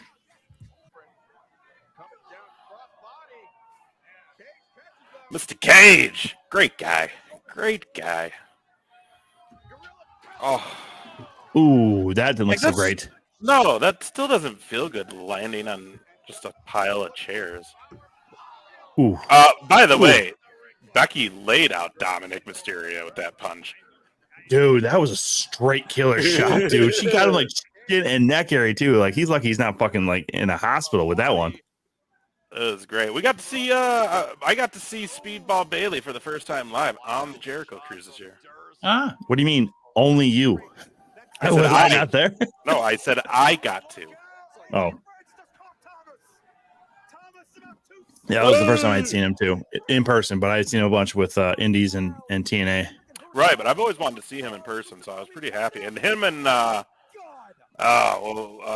Oku, Michael Oku. Man, that match, Michael Oku. That was one hell right, of a that match. guy right there. Yeah. Hell of a match. Him and dude, Michael Oku is a hell of a talent, man. I can't wait till he gets more over in the States. Boom. Yeah, do all you want to Michael Elgin. Fuck that guy. Ooh, my God. High stack on that one. Ooh. Did he just kill him? Pretty much. Oh, I love the Mexican stuff, dude. Peligro. What I love is seeing them so many times on Botchamania. They do like half of, like a lot of these shows, they do like the commentary live in the arena. Yeah.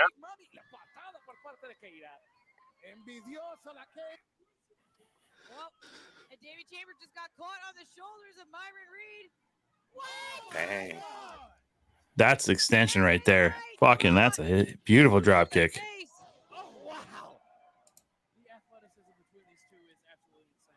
I don't know who that is. Who is that?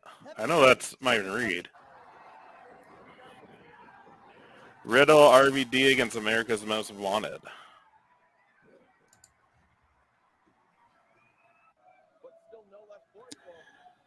Oh, what is Riddle and RVD going as?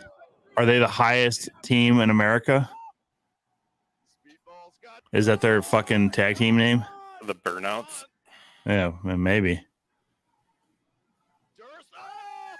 Felipe. Or is it like one shitbag and RVD? North Wrestling here, Mike Bailey. Ooh.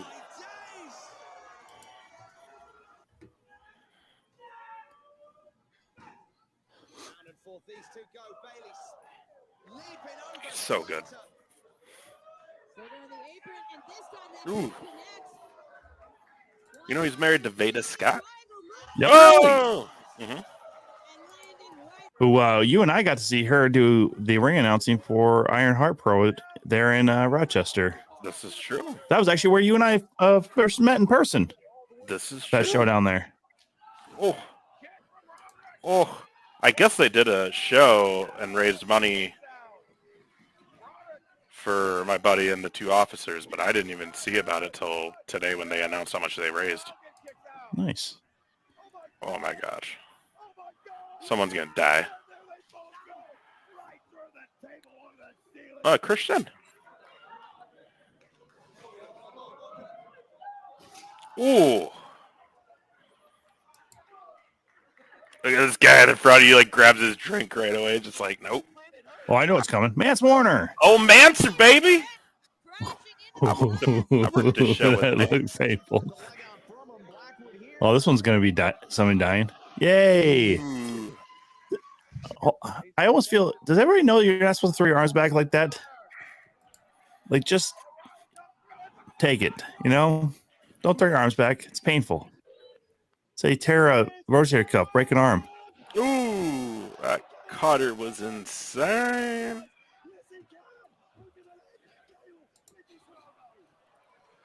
Oh my gosh.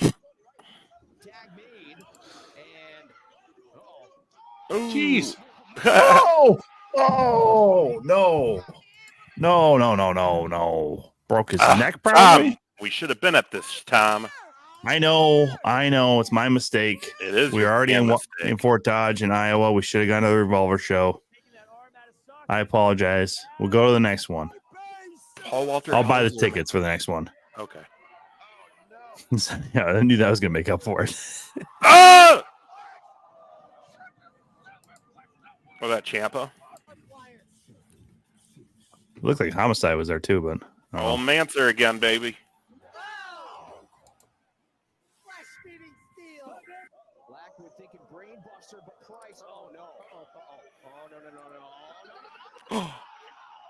You know that's the hardest part of the ring, guys? Is it? Hey, Goro. Thank you. Girl. The other person, huh?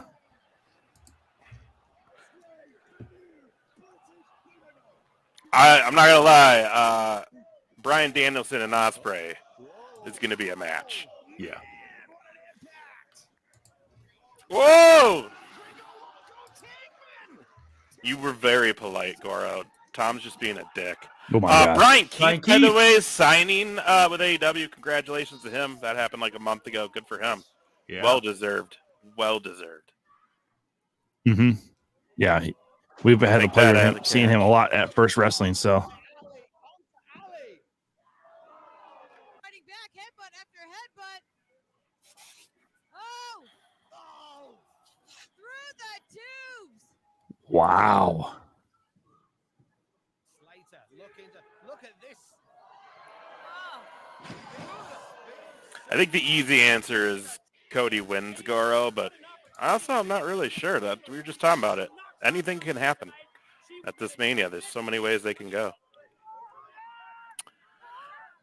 Was that Serena Deeb with the shaved head before? No, that was Roxy. Oh, dang. I don't know if she did anything else outside of TNA. As a referee, why do you even want to pound 3 on that glass-filled mat? That's why they wear those glasses. Or the glasses. That's why they wear their gloves, the like mechanics gloves. Yeah, but still. How dare you, Ospreay? That's a woman. She wasn't What? part of the match. What'd that lady do to you? That's somebody's daughter. That's right. Curry Man.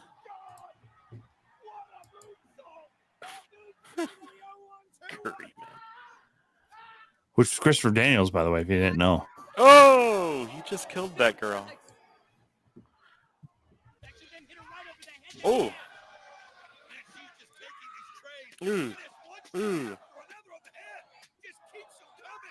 God, remember when we didn't care about concussions? Oh, Yeah. What? We still don't. What's not yeah? to some degree. What's your thing? You guys see that everybody was talking about that rock segment last night and how maybe people were debating if they went too far. Which, by the way, Jordan Grace will be at Bridge City Slam in September with the CEW. Our good friend Austin Bayless made all those announcements today and yesterday. I'll be honest with Eric you. I Redbeard. loved it. You what? I loved that segment last night with the Rock and Cody out in the. Oh, are you shitting me?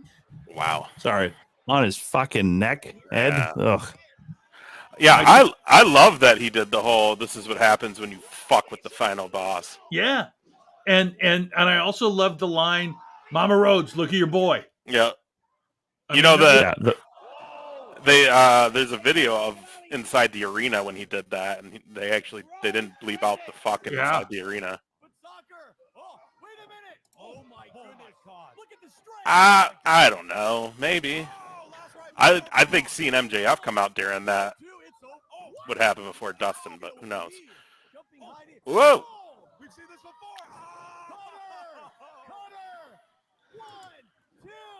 Well, if it's family shit, yeah, it's a possibility. I guess I don't know if it's Dustin Rhodes' daughter or if he had sons that are also trying to train or something. I don't know. I saw something on his Instagram. Didn't pay much attention to it. He's got two nephews. His nephews, yeah, it's his nephews started a tag team. Oh. Don't tap. Don't tap. You can't tap. Don't tap. You don't have enough tattoos yet. Do you know how much fun it would have been to go to one of those PWG shows? Oh God, yeah. Oh man, dude, that Oku guy is just crazy.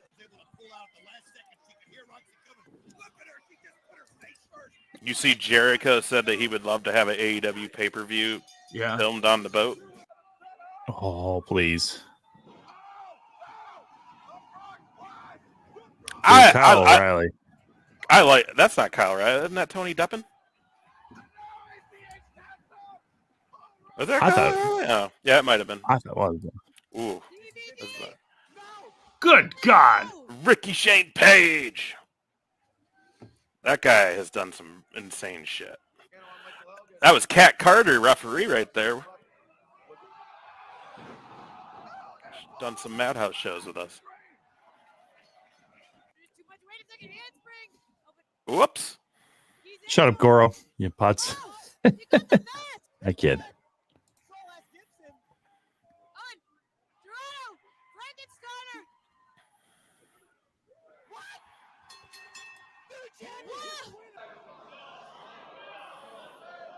Oh! So, by the way, the Spanish Fly really needs to be an actual finisher. Oof.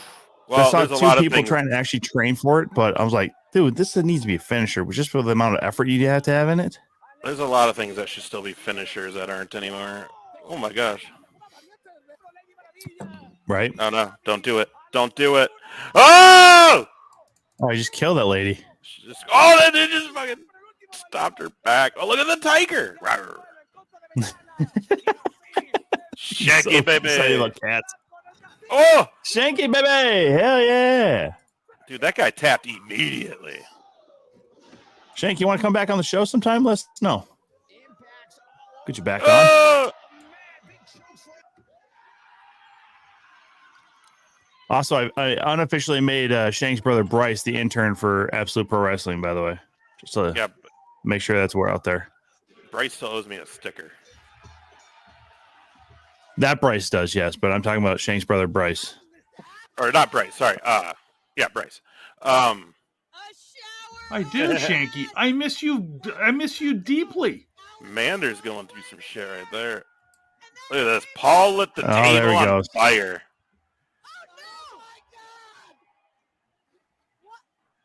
As Bully Ray said, hotter than Chelsea's OF. That was a great tweet by Bully Ray. Probably one of the few that didn't get him not suspended or whatever, but probably one of his most delicate ones. Well-timed joke too. Mhm. Yeah, Shank, we'll get you on soon here. I definitely want to have you back on, man. Your ball of fucking energy. That also would be another guy, by the way. That'd be great at stand-up comedy. Is Shank, man. Oh yeah, absolutely. But you got maybe like drive him into like one specific area. Like, Cats. don't let him run too free with it, you know. Wrestlers being jerks, volume 14. Is that what I saw? Shout out Tussle Mady in the corner right there for filming. How dare you turn on Sammy?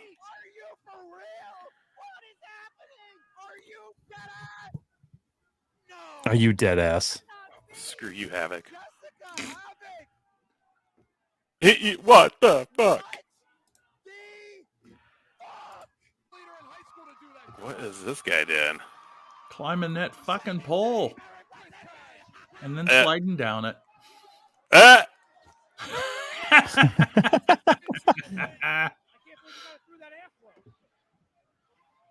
What is on his hands? What is that? Looks like a boot, maybe. Cora brings up court point. That's how you turn on Sammy, is you take the gal to Red Lobster. Oh! That's a good point too. Yeah, we do need to have some good managers coming up. Managers is really a thing of the past. It is, you know, because most of these guys learn how to speak and stuff, but it wouldn't be a bad idea to have at least a couple in the fucking, you know, rotation. But I mean, the big companies just don't really get into it. Oh, look at this little guy. Yeah, buddy, get it. Get it, little homie. Oh, man. It's fine. Oh! He's still a man. He's all man. Oh! 619. I mean, I think that's really a what's half of 619? 305. He calls it 305 live, actually, just to be a dick.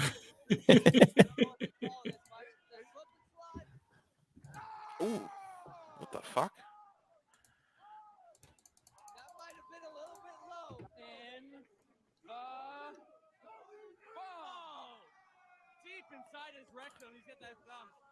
Deep inside his rectum. Wow.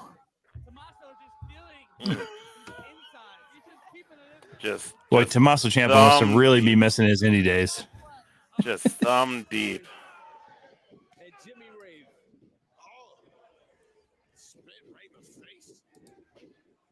Oh shit.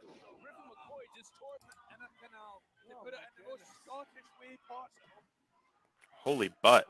Yeah.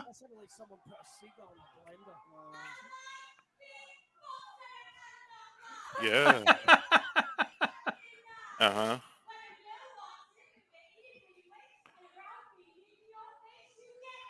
I mean, that's the most creative way I've seen a stink face happen. Very good point, yeah. Or hip attack or anything like that, yeah.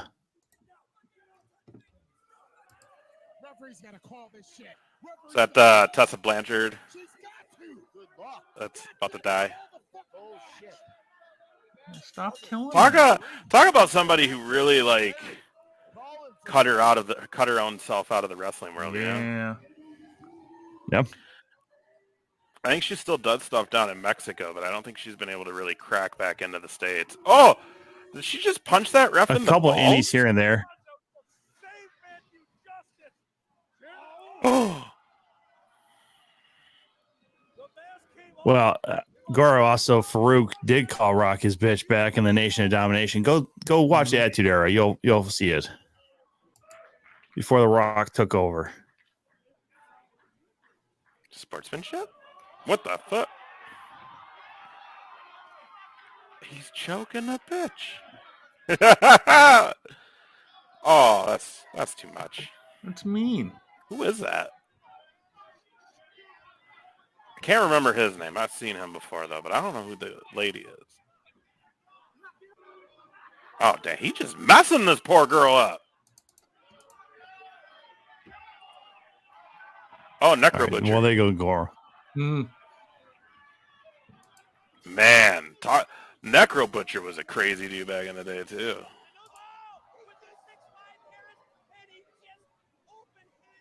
Kid Cash in the wall. Anybody with a WCW throwback?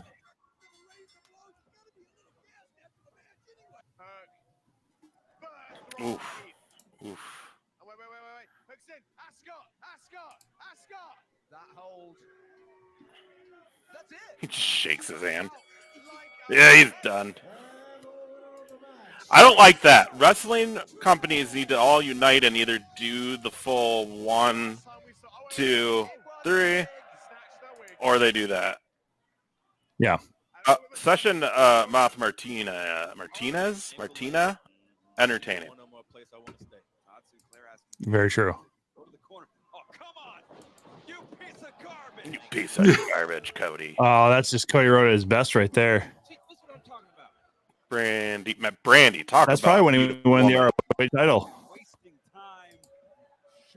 So good, dude. He's so good. Hey, babe. Boo. Don't worry. Boo. Skip this shit. Looks like somebody needs ad-free YouTube. Fuck that, I ain't paying them. I tried to get That's YouTube Live, and they fucking, like, bricked me, like, years ago from buying shit for some reason. Oh, really? And then they were like, oh, it's fixed, and it wasn't. So I was like, fuck you guys. Oh! Not during a dance-off, bro. Well, it is Penta, though. What do you expect? You know, he is Cero. Miedo. Come on now. What's that?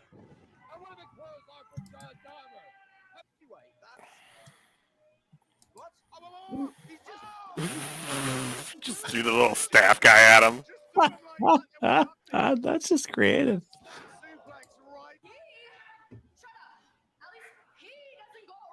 Mm-hmm.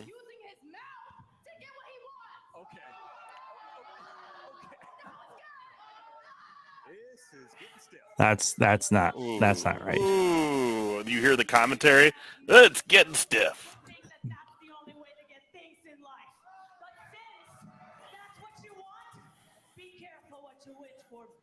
What you witch for? She's gonna blow you. That's what she's telling you. I don't think that was what she was going to say. Oh. Dude's doing step aerobics on this guy's back. Encore. Dropping that big elbow. Being nice.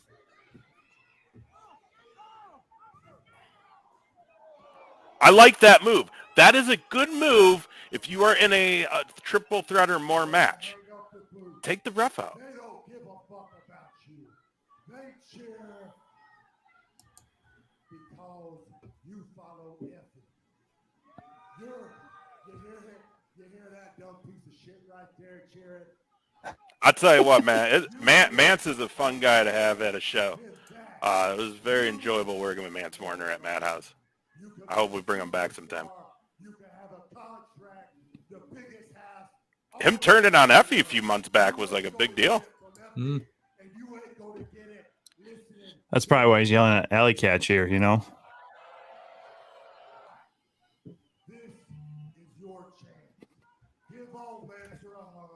Give him a hug.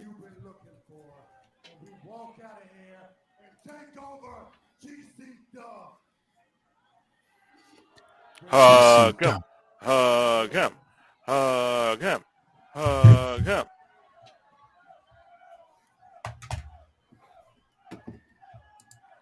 Goro, it'd be funny, but I would love to see it, but neither one would do it. No. Not right now. I think maybe in the future, depending on how. Oh! Oh, why'd you step over the rope, man? Oh, come on, man. You know better. You don't step over the rope. Yeah, but he already got kicked once in the balls. Hey, you call it. Who's the best with you? This douchebag or me? Fuck you, Excalibur. He's not in this, assholes. You better pick me. Boy, there's only one of those guys missing from AEW right now.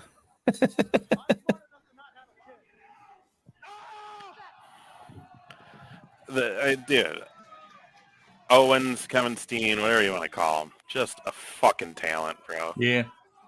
So good. He really just gets the business. How's that a wrestler being a jerk? He's just pantomiming, jerking off. Hey! Hey! Knock him out.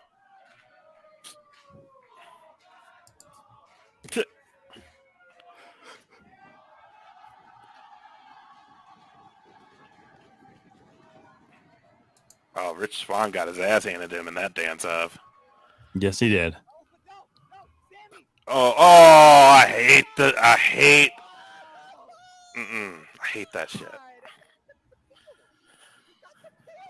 So Oh, the lemon juices! You sick fuck, Sammy Callahan.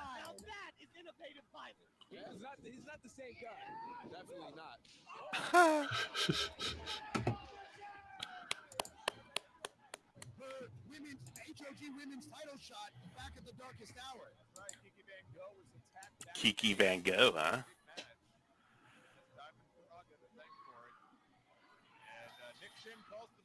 you don't do that to somebody's finger. That's mean.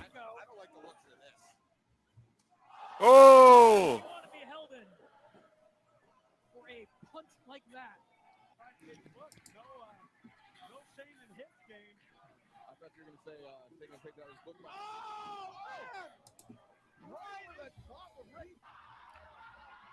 The fuck?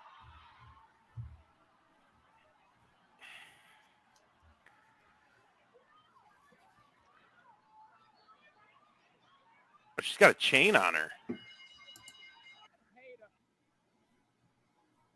We can see a Matt Hader special coming up right here. What the fuck? What is that, Joey Ryan? The Australian Joey Ryan? That's a young ass Bobby Roode right there. Yeah. Oh!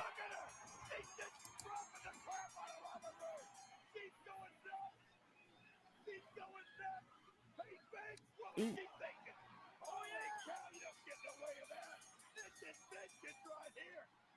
Who's with him?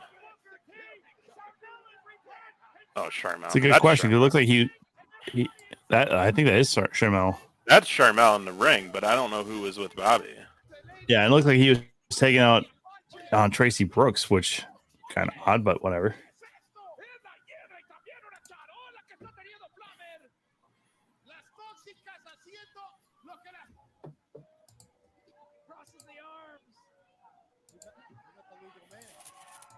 Oh, That Cody Hall.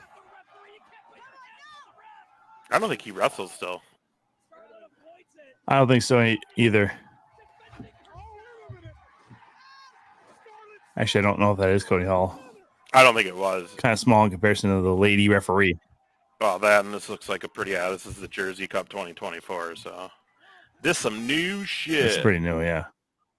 What the fuck? Cody Hall, one of the most worthless members of Bullet Club of all time.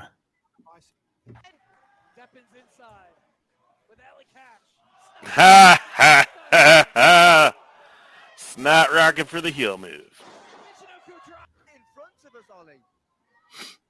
Oh Jesus!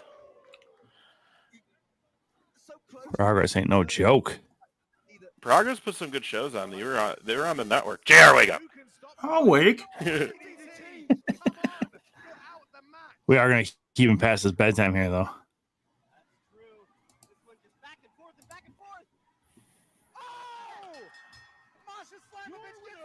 How's that being a jerk? That's just getting the win. Yeah. Is it? Oh my God! Jake choke slamming our victories over 6 at Cage of Death 4, defeating the team of Rick Nepopina's 6 Mondo. But it's a totally different story. Johnny Cash will go 1-on-1 and end the career. Are they all giving him pills? Oh, coins. What the fuck? Sorry. Just openly giving him drugs in CZW. I mean, does it feel like I'm wrong at that point? It is CCW. Some young bucks.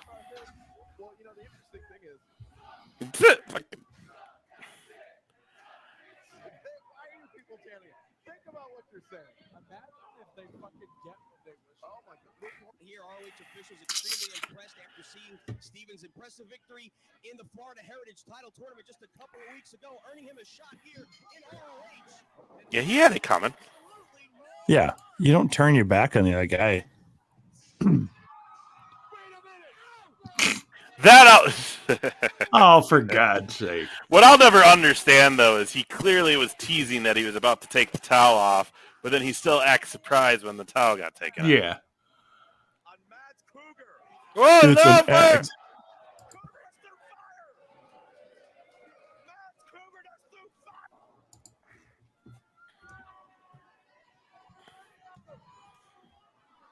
Nice. Little spanking action.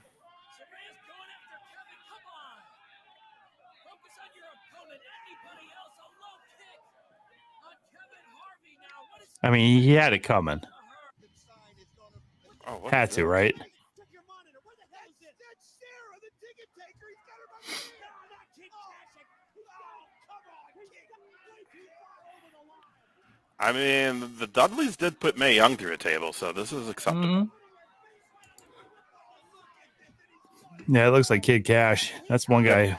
It was. Yeah. Man, he was so good. Oh, no, he lost, and then he retaliates. Not really being a jerk. It's just kind of like wrestling 101, right? No, look at this. Gio. Who's the Oh, Braun? this might be the problem.